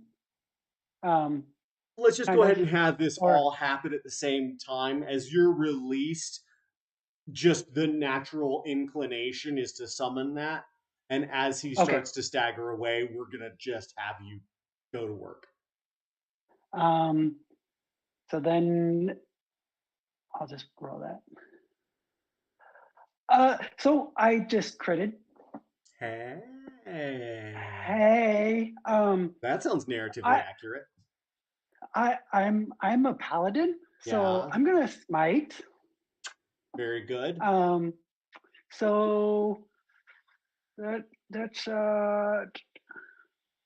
and that's all the dice that would normally be rolled is what gets doubled, right? So the weapon damage doubles, and then everything else gets maxed out instead of doubled. Which is how we used to do it. Now we're just brutal instead of stupid. So that is so the scythe does both radiant and necrotic. So, and you said that it has some resistance to necrotic, which would be 8 of the damage is necrotic, and then another, or wait, 16 is necrotic, and then 16 slashing. Okay, so that's, and then 16 slashing. Okay. Okay. He doesn't like that. You're really tearing into him. And then what was your weapon damage? Huh? What was your weapon damage? The weapon, it was 16 slashing. 16 plus 6, so 22. Go. Okay. And then for smiting, that turns into 1, 2, 3, and he is undead, so 4, 48, 32. Lovely. Radiant damage. Lovely. Very good. And then that's just your or in a spell slot. That's your reaction, your opportunity attack. Yeah. So now it's your turn. As you slash into this thing, it really rends like right across his chest. He's already down on one knee, and you see as you slash into him, you almost cut all the way through to his spine, and you see the top section of him starting to reel backwards before the rest of him as he's tumbling backwards. Okay. And I see Noller right there, right? Just to your left. Yep. So Noller's going to be the first. That's the first thing I do is bonus action, healing word, 3rd level. What's that word? Heal. Okay. And that is 12 healing. Okay. Noller, can I get an intelligence check, please?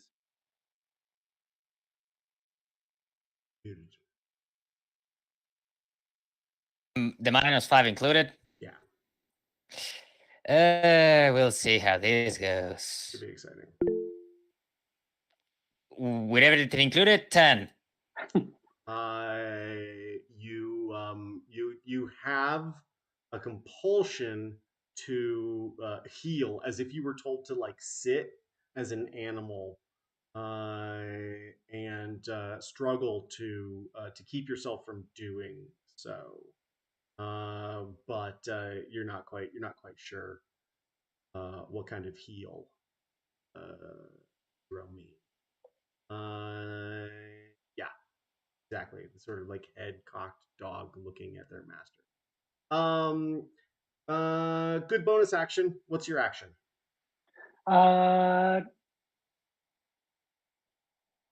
Attack is a full action, right? So I shouldn't hit him again. I'd have to spell. attacks an action, not a full action necessarily. Okay, then I'll go ahead and swing again. Okay.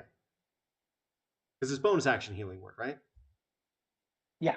Bonus action is healing word. Go to work, baby. Go to work. I miss. I got an 11. Yeah, this thing sort of falls back as you're flourishing your scythe. Anything else for Zero?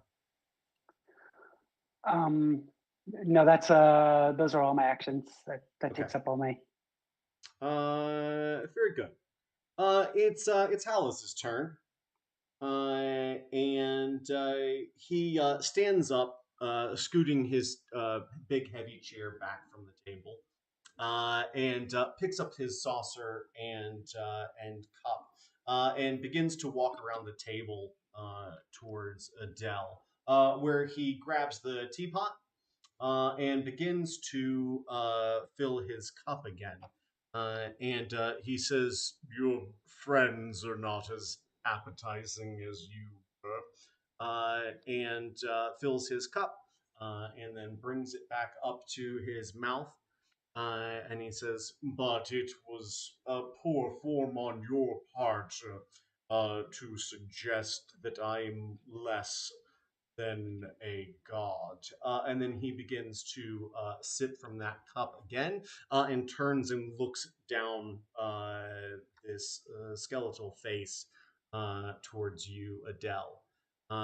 He says, "You'd think your master would have trained you better."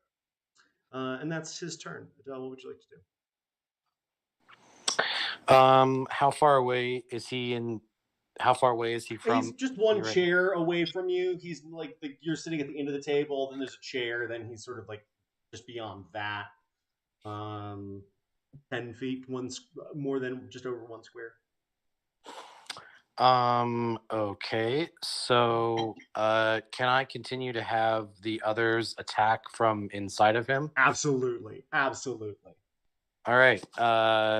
So the Flux Blast Seeker is going to blow out Cone of Cold. Okay. So let's see.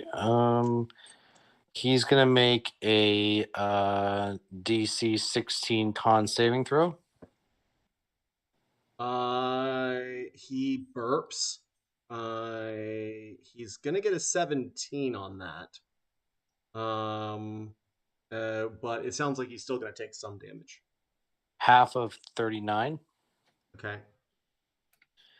And then Tanaruk will make his 2 attacks, and I have Tanaruk up this time, so one with his bite, one with his great sword. So that's a 13 bite and a 16 great sword. Neither of those are going to hurt him. Okay. From the outside, Adele will brandish her longsword and lurch forward and attack. Okay. Each of your good little boys are going to take 25 points of acid damage. Okay.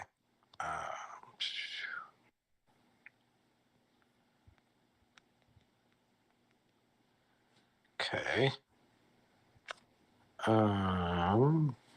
First, I have 2 attacks. First, I'm going to hit him with the hooked short spear to try and trip him. Okay. It's a 15. Probably doesn't hit. No. He lifts up his leg and looks down at you curiously. Longsword is longsword is a 25 to hit. That's going to hit him. It's going to be 19 points of magical slashing. Okay. And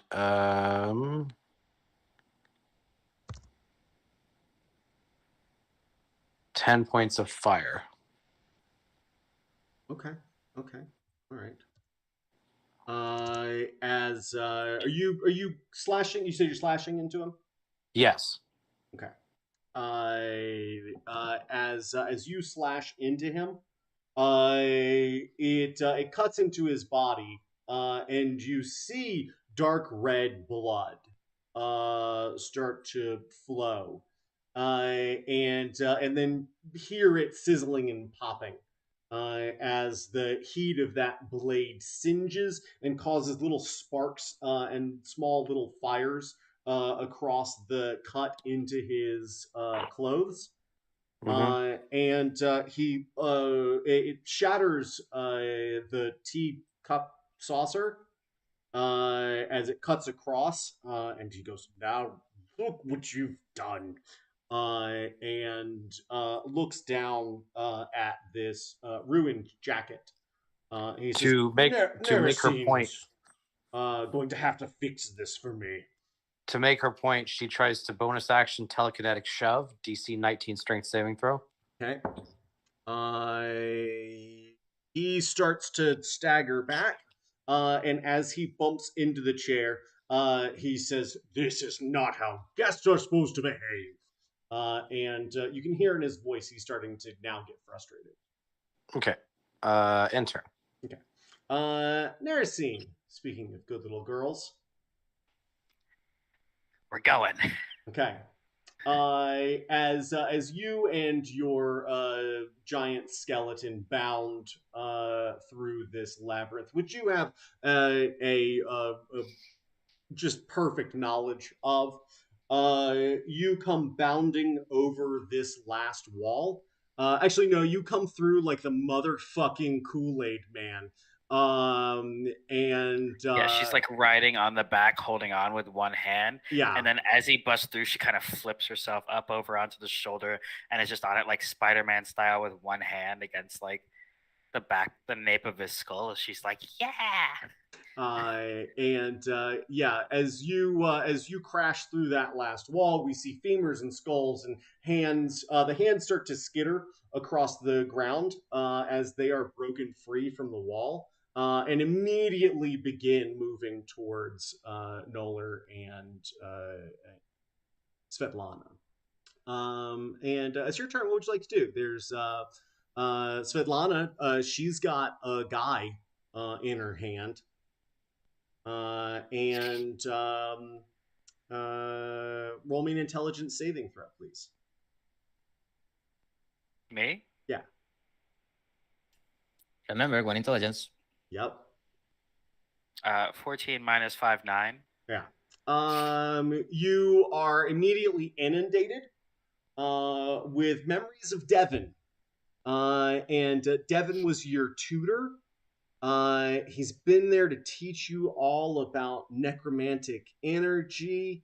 He's been essentially your personal tutor, Devin. He's very helpful. That's Devin. And Devin's a good boy. He serves your father well. And as they all do. As they all do. All of them do. Devin's special, though. Because while you understand that the lowly people who live in Senwell sort of have to be controlled for their own benefit, of course, Devin's if they're given unique... too much free will, they do stupid things. Exactly. Devin has a drive. You know, his intentions are really there. Motivated is what he is. He's a real go-getter. Yeah, exactly. And by going and getting, what we're specifically referring to is understanding what makes life and death and how to control that line in an almost scientific way. Okay. And he's granted you a lot of knowledge. And he's been there for you in times where you didn't feel secure in who you were as a young girl growing up here in Senwell. And so your buddy's being choked by a mean lady. Devin! With no access to magic, I wouldn't be able to pull my packed weapon, correct? So it would just be the whip at my side? Yeah, that sounds right. Okay. Unfortunately, I do still get a plus 11 to every attack, so it's a D4 plus 11. It's still gonna hurt, and smites are still on the table now. No, sure, of course. Hi. What's that meme where it's like the banana and then just the hey, hey, boom, boom, boom. Devin, jump off. I have a 10-foot reach with this whip. Yep. I'm just gonna. You're gonna see like the whip. From it, there, it's gonna like do some like little aerial gymnastics, like little like flip, a little landing, and then I'm just gonna.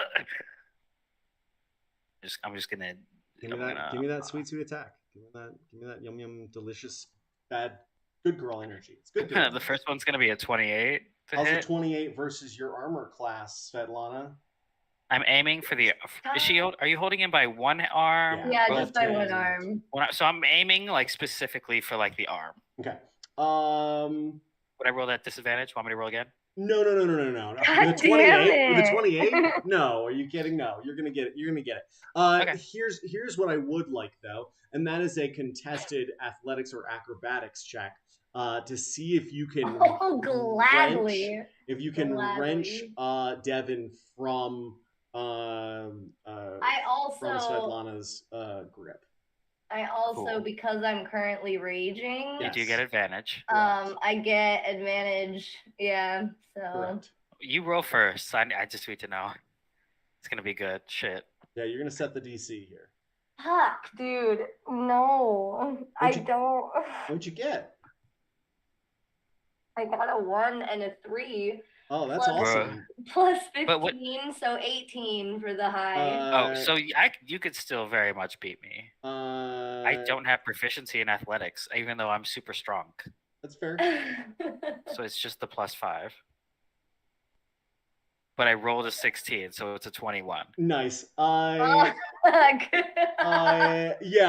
Svetlana, as you're marching, you feel your arm just whip around, and as we see muscles just like down your arm, trying to grab this guy, you hear from Devin as your hand is extended to the point that your fingers just have to open. I'm gonna. Can I smack him before? Oh, and I'm smiting on that. No, because it's forced movement. And should I roll my damage? We're gonna forego damage for the ability to. Okay, how about the second attack? Now you can do that. Yes, exactly. Cool. I'm just gonna do my second attack. Okay. Ouch. Okay, 25 to hit? Yes. Look, listen, I just want my shoes. You can have him. I just want my Those are his shoes. Yeah, Those are my shoes. He's always had those shoes, Narasine. He's always had those shoes. Bullshit. What? Yeah. I'm third level. What? I don't know what to tell you, man. Welcome to hell. Yeah. So it's gonna be 32 points of damage on that. Wow. Break that up for me because Svetlana 14 is whip, raging. 18 smite. Okay, so 7 of that is gonna go through on the slashing, right? Slashing with the whip. Yes. And what was the smite? 18 smite. Okay. So 7 and 18. Yeah, so 25. Yeah. How dare you hurt Devin? He's a good man. I'm sorry. Look, I just want my shoes. He had me tied to the table. What kind of good man? What kind of good man has woman tied to table and taken her shoes from her?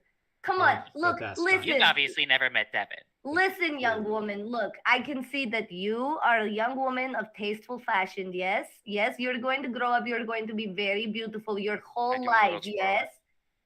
And say, I do a little twirl and come back to it with pointing at you like, of course. Yeah, see, exactly what I'm saying, right? So you can empathize with me right now. He strapped me to that table and he took my shoes. Those are not his shoes. Darling, look at what he is wearing and look at those shoes. Now look at what I am wearing. Very clear. They look great together. A dark heathered charcoal lab coat and 17-inch platform heels. You can't tell me that's not a look. No, listen, look at what I am wearing and look at those shoes. Yeah, no shoes. Really, you're not wearing any think shoes. About it.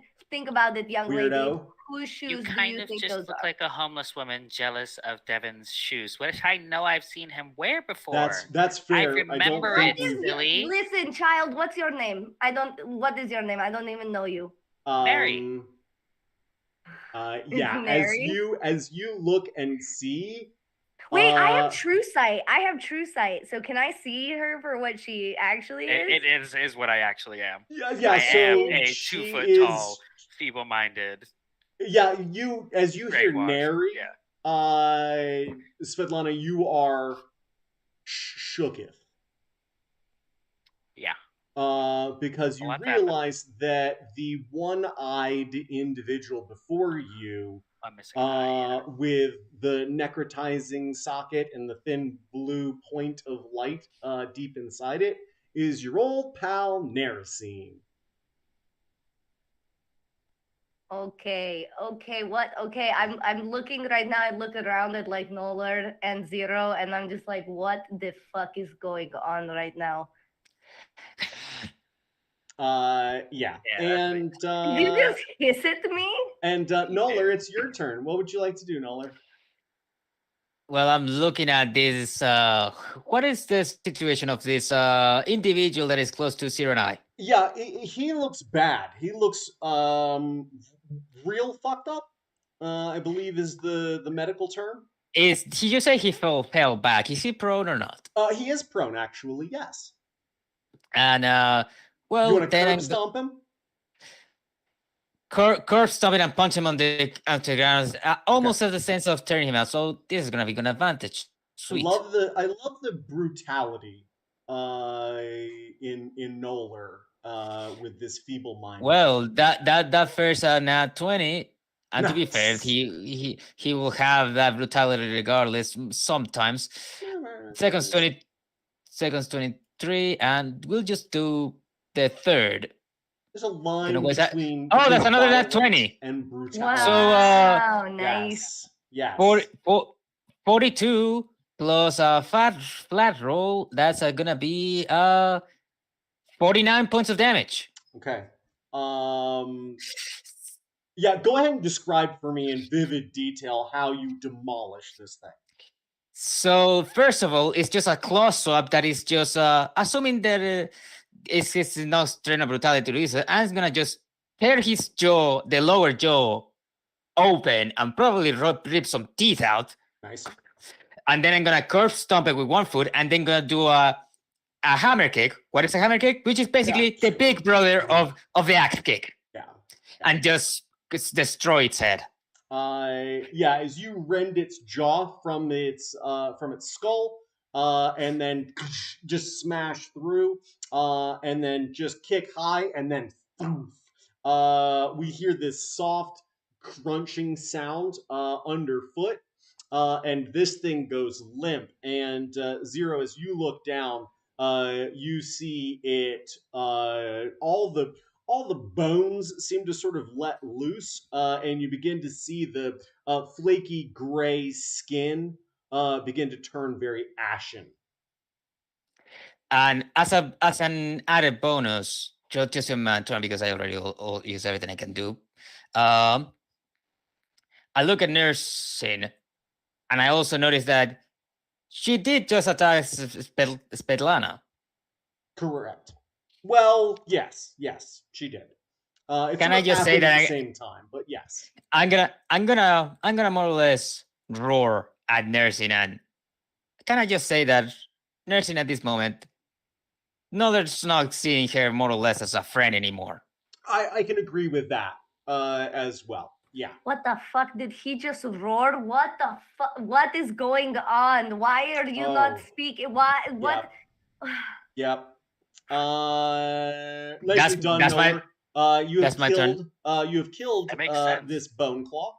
I'm hurting the people you identify as your friends per like the spells. It's 100% accurate. And Svetlana, it's your turn. What would you like to do?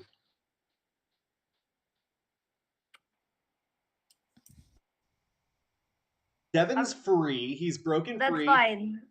I'm going to look up at Nirasine.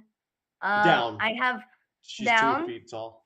But I I'm thought 2 she was feet on top tall. of giant skeleton thing. No, Oh, she had to I hop down I jumped to- down to. yeah. So to you're give you a like good right old in whack. front of me now. 10 I'm feet about away. 10 feet away. Yeah. I'm going to look very down at Nirasine. Not as far as you would if you had your heels on. And I'm going to side eye Devin, and I'm going to say, "Look, Neri, I like your pretty brown eyes. thank you. I do not. Oh. But Oh, God. listen, child. I apologize for the harm that I caused Devin. Think of it this way. Think of it this way. We were playing a game, and at first I was losing the game, and Devin was beating the shit out of me. Okay, and like shocking me, and like restraining me. So I was losing, but then I started winning the game, and that's when you walked in and you helped him out. So kind of really what you're doing is he's cheating at the game right now, and right now the game is who gets the shoes. Roll me a persuasion check with disadvantage, please. I look at Devin. Oh my God, is that true? Did I mess up? With disadvantage? I'm like holding the whip in both hands now, just kind of like clutching it close to my chest, like, oh no. Fuck.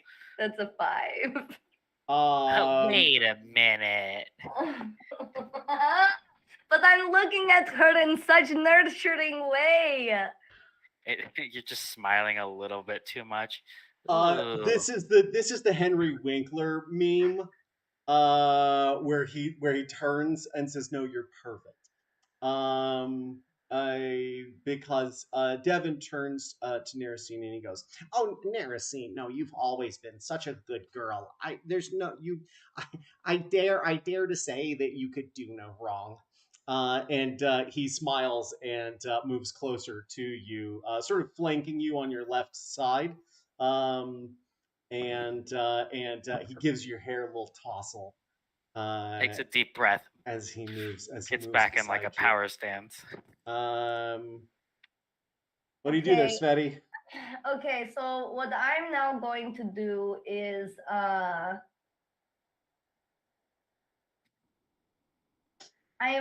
going to try to blood curse Nirasine. Okay. I'm going to amplify the blood curse, so I will have to take 1d6.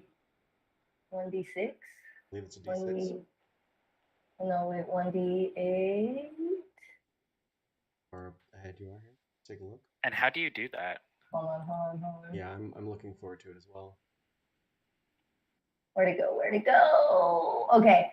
Okay, so I would bind a large or smaller creature that I can see within 30 feet of me, which must make a strength saving throw. On a failure, the cursed creature's speed is reduced to 0, and it can't use reactions until the end of my next turn. But with it being amplified, it lasts for a whole minute. Regardless of the size, you can repeat the saving throw at the end of each turn, ending the curse itself on a success. And that's on me. And that would be on you. Strength save? Yep. Strength save. I think it's 1d6. I think I have to take 1d6 necrotic damage. Yep. 1d6 for you. And Narasine's going to save against your DC 15. Plus 5 to all my saves. Paladin. Oh, and he's undead. If he's an undead or fiend and within 5 feet of me, he's getting my +5 to attack. He's also getting. Great. Hold on. Oh, that's very. It's so Devin bad. loves that. It's really bad. It's actually really bad. I'm going to a +5 bonus to his melee damage rolls and a +5 to saving throws. Hot. Spicy. Yum. So good. I am going to then look at Devin. Uh-huh. And I'm going to Who's say, smiling lovingly at Narasine. He looks like he's about to braid her hair. And I'm going to say, you will release my friend from being against us. We do not want to harm either of you. When you say that, both Narasine and Devin look at you like you just said something stupid.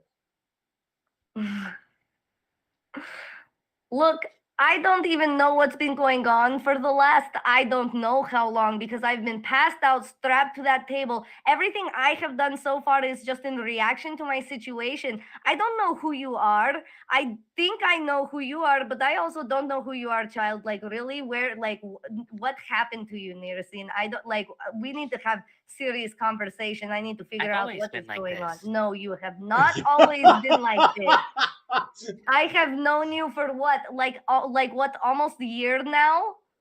Weeks, months, Weeks, more than months? a month, more than I maybe feel like 2 it's. months. I feel like it's been months at least. Okay, no, because I also knew her before. No, not before. Still months. Months. But still, Month the best.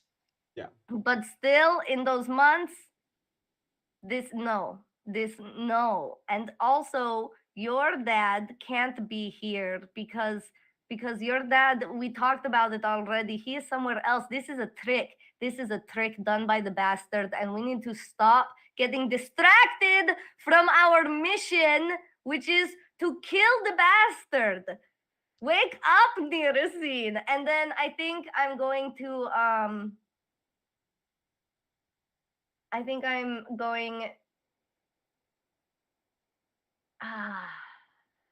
I don't know if I should, but I have one attack left. Oh, if you got to bop her around, bop her around.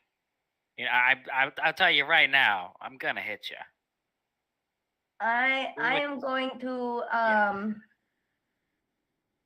I'm going to actually throw my +1 dagger, and I'm going to be aiming it directly at Devin's heart. Okay. I'm not gonna use that D20. It was not Do I kind have to any me last reaction? time. Nothing. 16. Fuck. 16's gonna hit Devin. He's wearing a lab coat. He's not armored.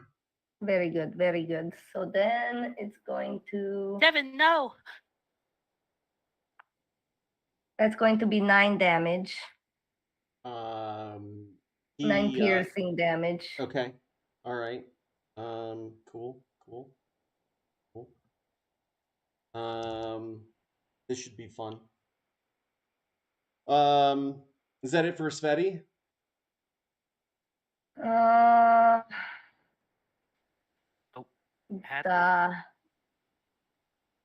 We forgot about the golem's turn. Oh no, it was running over. It ran me over. Never mind. That's it. That's it for Svetlana. Okay. Near scene is you shout, Devin, no. You see the dagger stick into his chest, and he looks down, and he sort of just I look at him tisks. So worried.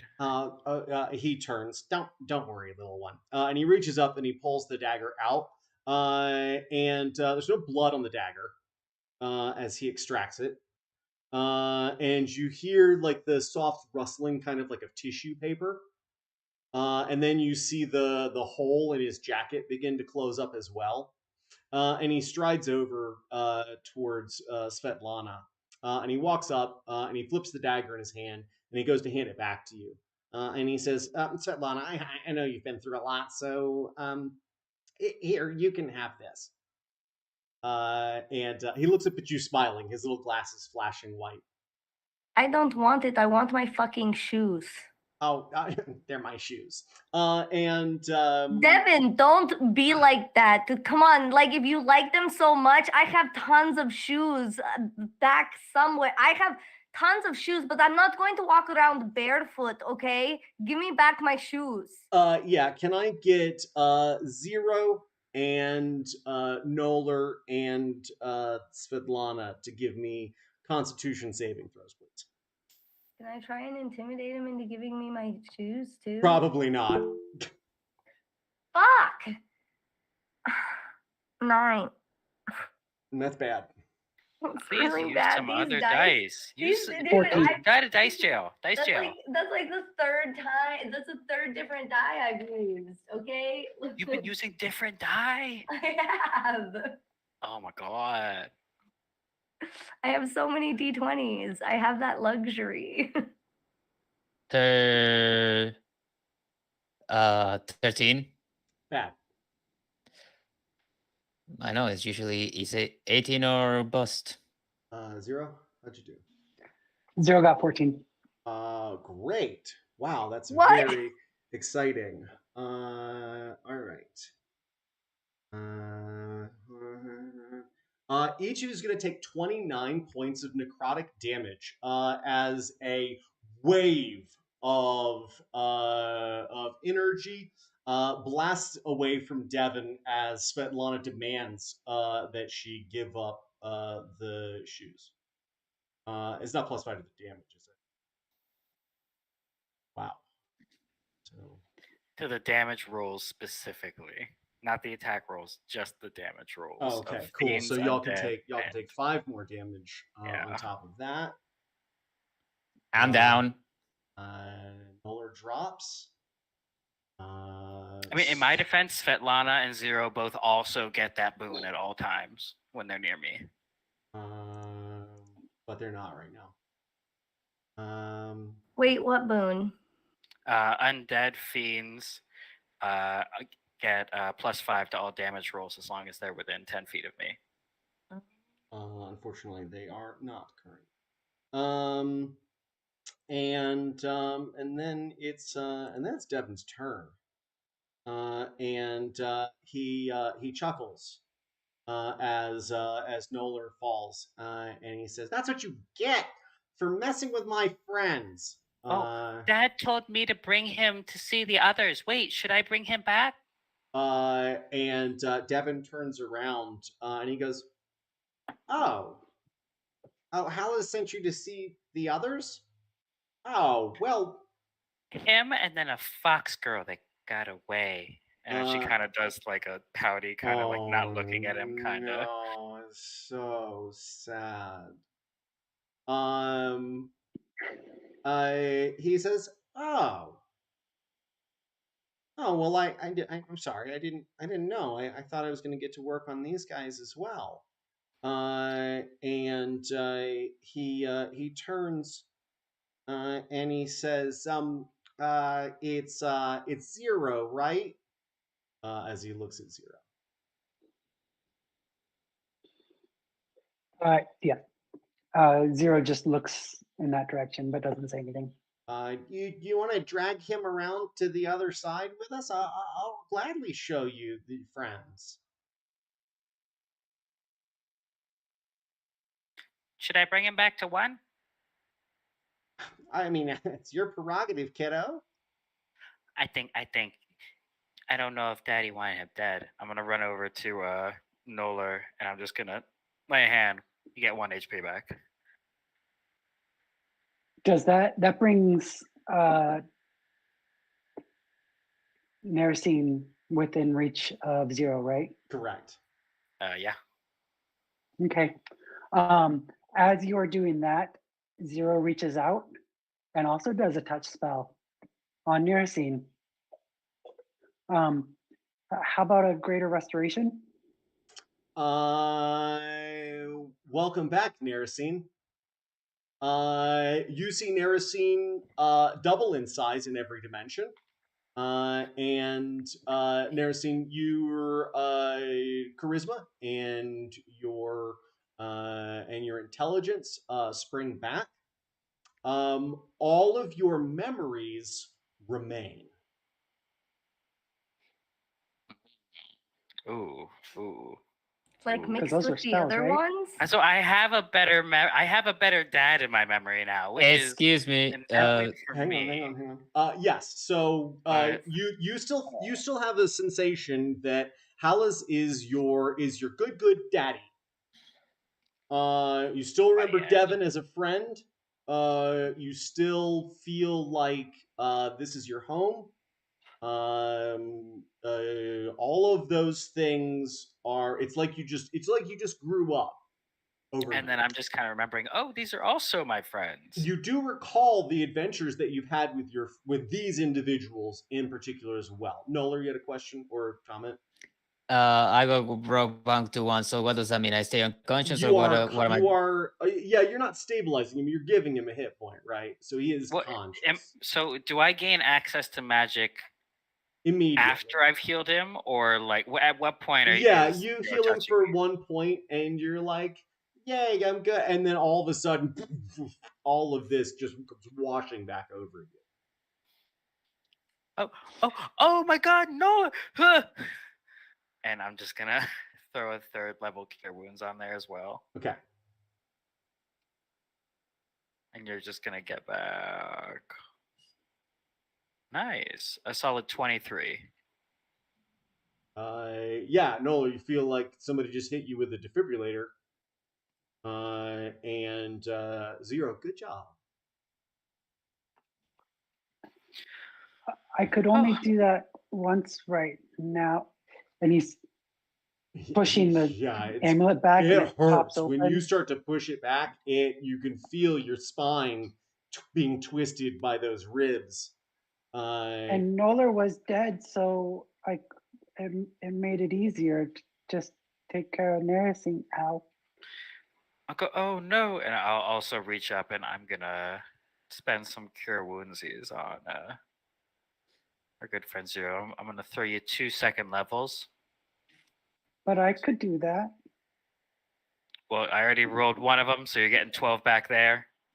Nirasine, you seem to be thinking a little bit clearlier now. Can you please tell that man that those shoes are mine? They're definitely not hers. You're 100. Here's the thing.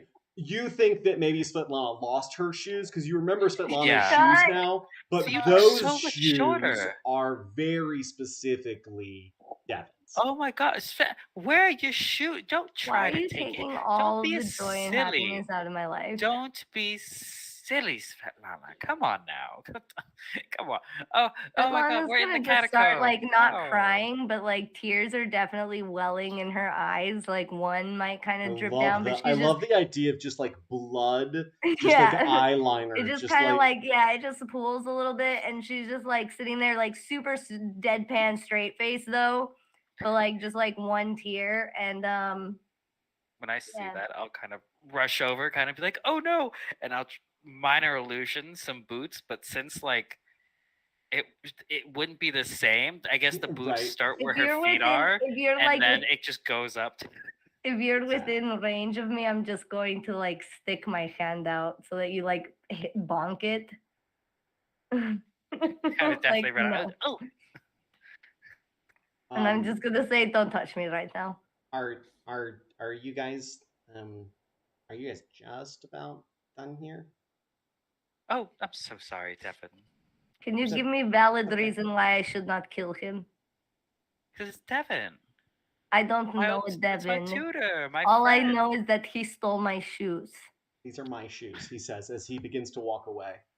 Please don't be jealous. I'll go with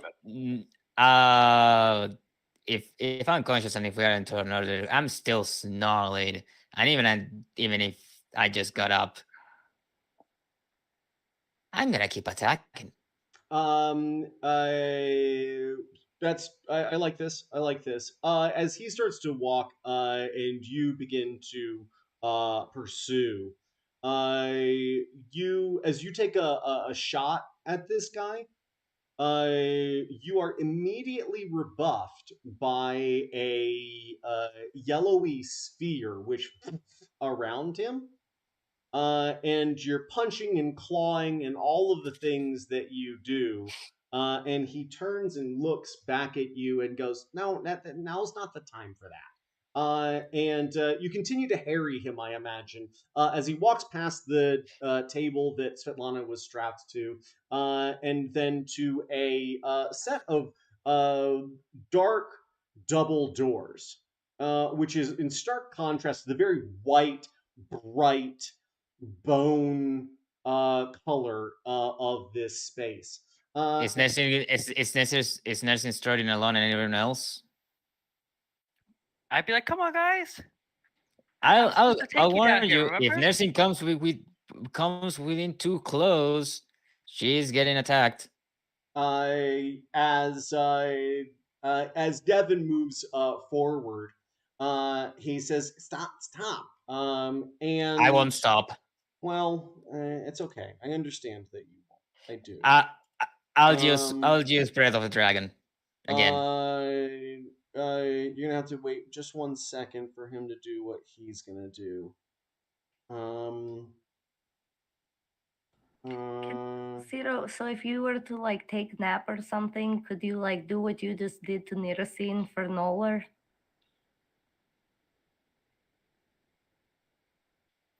Can I get a Constitution saving throw from Mueller, please?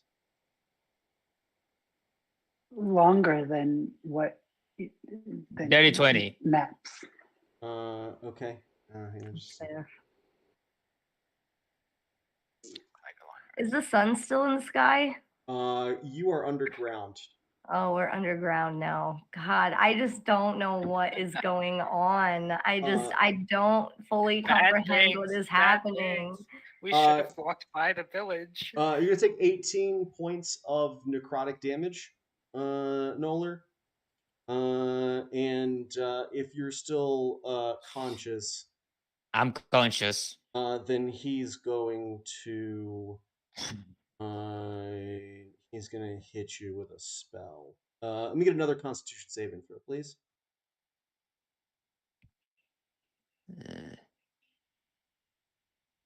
Eight. Wait, can I not stop this in any way? Like clearly he's not I himself. mean, you're having a conversation over there, 60 feet away at this point. Dang it.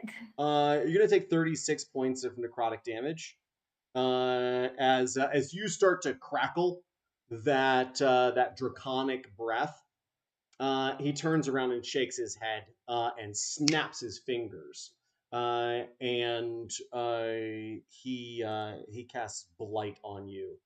And he says, I'm sorry, Noller, in that state, you're just no good for anybody. I'll pick him up. As he turns, he still surrounded by this yellowy sphere, which is about 5 feet in every direction around his short body. He pushes open these double doors and begins to stride inside, the sphere pushing the doors away. And as you come around that corner and look inside, there's an eerie green light emanating from inside. And that's not the only eerie part here. Because Narasin, you recognize this place. It is often referred to as the nursery. And Zero, as you round the corner, and Svetlana, as you follow suit, and Noller, as you're being dragged by Narasin around the corner, we can now see inside of this space. It is a tremendous corridor, almost as large as the labyrinth of bone behind you. And inside of it, you can see this tremendous underground space, and you can see deep roots growing down into it. And little tendrils of those roots seem to be growing into a multitude of humanoid bodies. The edge of where their roots meet the eye holes and ear holes and mouth holes of these people glowing with green light. And as you look inside, you can recognize now many of the individuals from the town of Senwell, trapped in this dense network of roots, faintly twitching bodies. As Devin turns around and says, here's all your friends. That is where I'll leave you.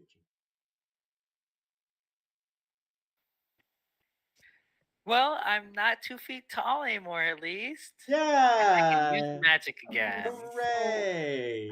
So Don't attack my dad. confused. So just for like aesthetic purposes, now that she's not wearing any shoes, can Svetlana's feet be like the hind legs of a wolf? When you're in your rage form, for sure. Just in my no, like just in my hybrid form. I mean, it happens that way anyway. But what if that part just like maybe like they're the size of human feet, but they just look like gross and claw-ish?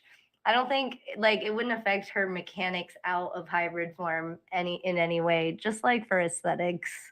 Noticing Why else also would she offer a always piece of wear her claw. platform heels? Yes, why indeed? Either that or she just always walks on her tippy toes.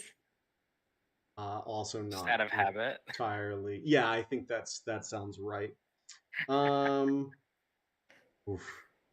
I was just looking over some spells here and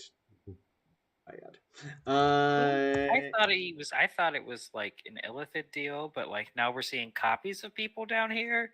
So now I don't think it's that. Nope, no illithid in this party. Nope, not in this house. I don't know what the fuck's going on. I don't know what's happening here. All I know Really is that thought I'm I had it pinned dying. down I have earlier. very, very fucking low health right now. I can heal you. The good thing is that there's not a long rest in sight. So Guys, That's great. I can literally just have like no special abilities left. I am I'll just use a my remaining normal spell ass slots on you. grumpy lady. No, all I but can what do about is Svetlana? all I can do is bite people. Great. Yep. Great. I'm having so much fucking fun. My eyes are fucking brown. Eat a dick. Y'all, listen, don't talk to me about it, all right? You can call up D&D Wiki or whatever, because I just read number 18 on the list. But that fucking sucks. Their eyes change color. What a like lame, but like minor perfect thing. inconvenience is what it's considered. But like it specifically said brown eyes, or did you just pick that because you've heard me complain about my brown eyes before? You know what? I actually have never heard you complain about your brown eyes before. I did not know that was a thing. I don't know if I would have necessarily taken it into consideration, except to be like, that's how I'll get her.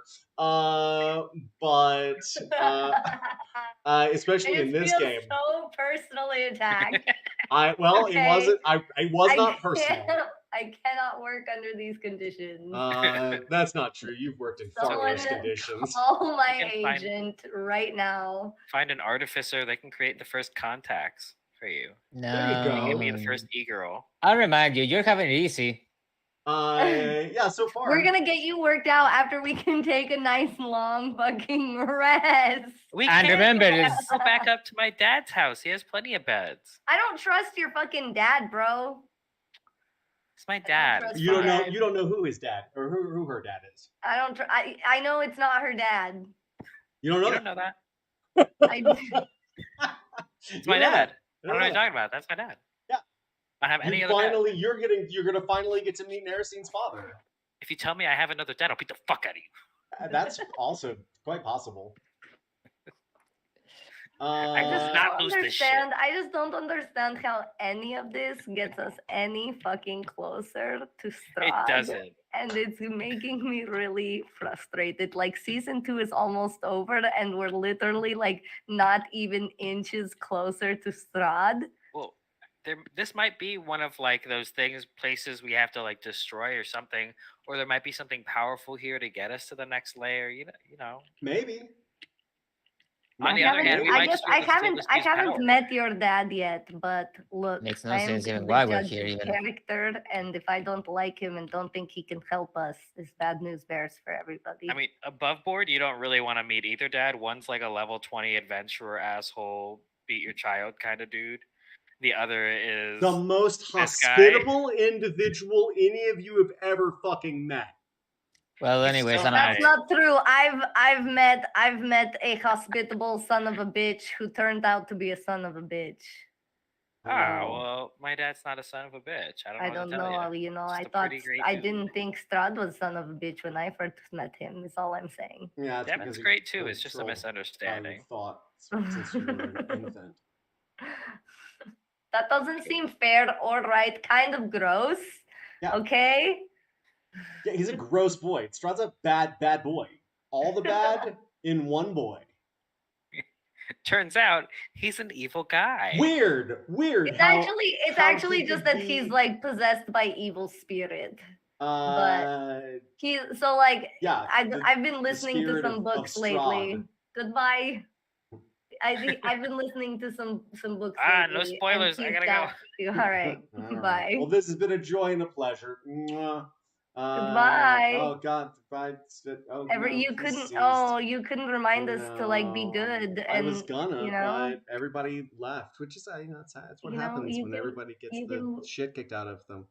Okay, all right. Unfortunately, Ativa, I must bid you adieu and au revoir, and remind you as always to be good.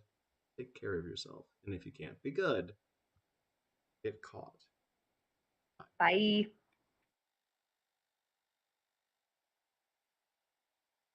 Toodles.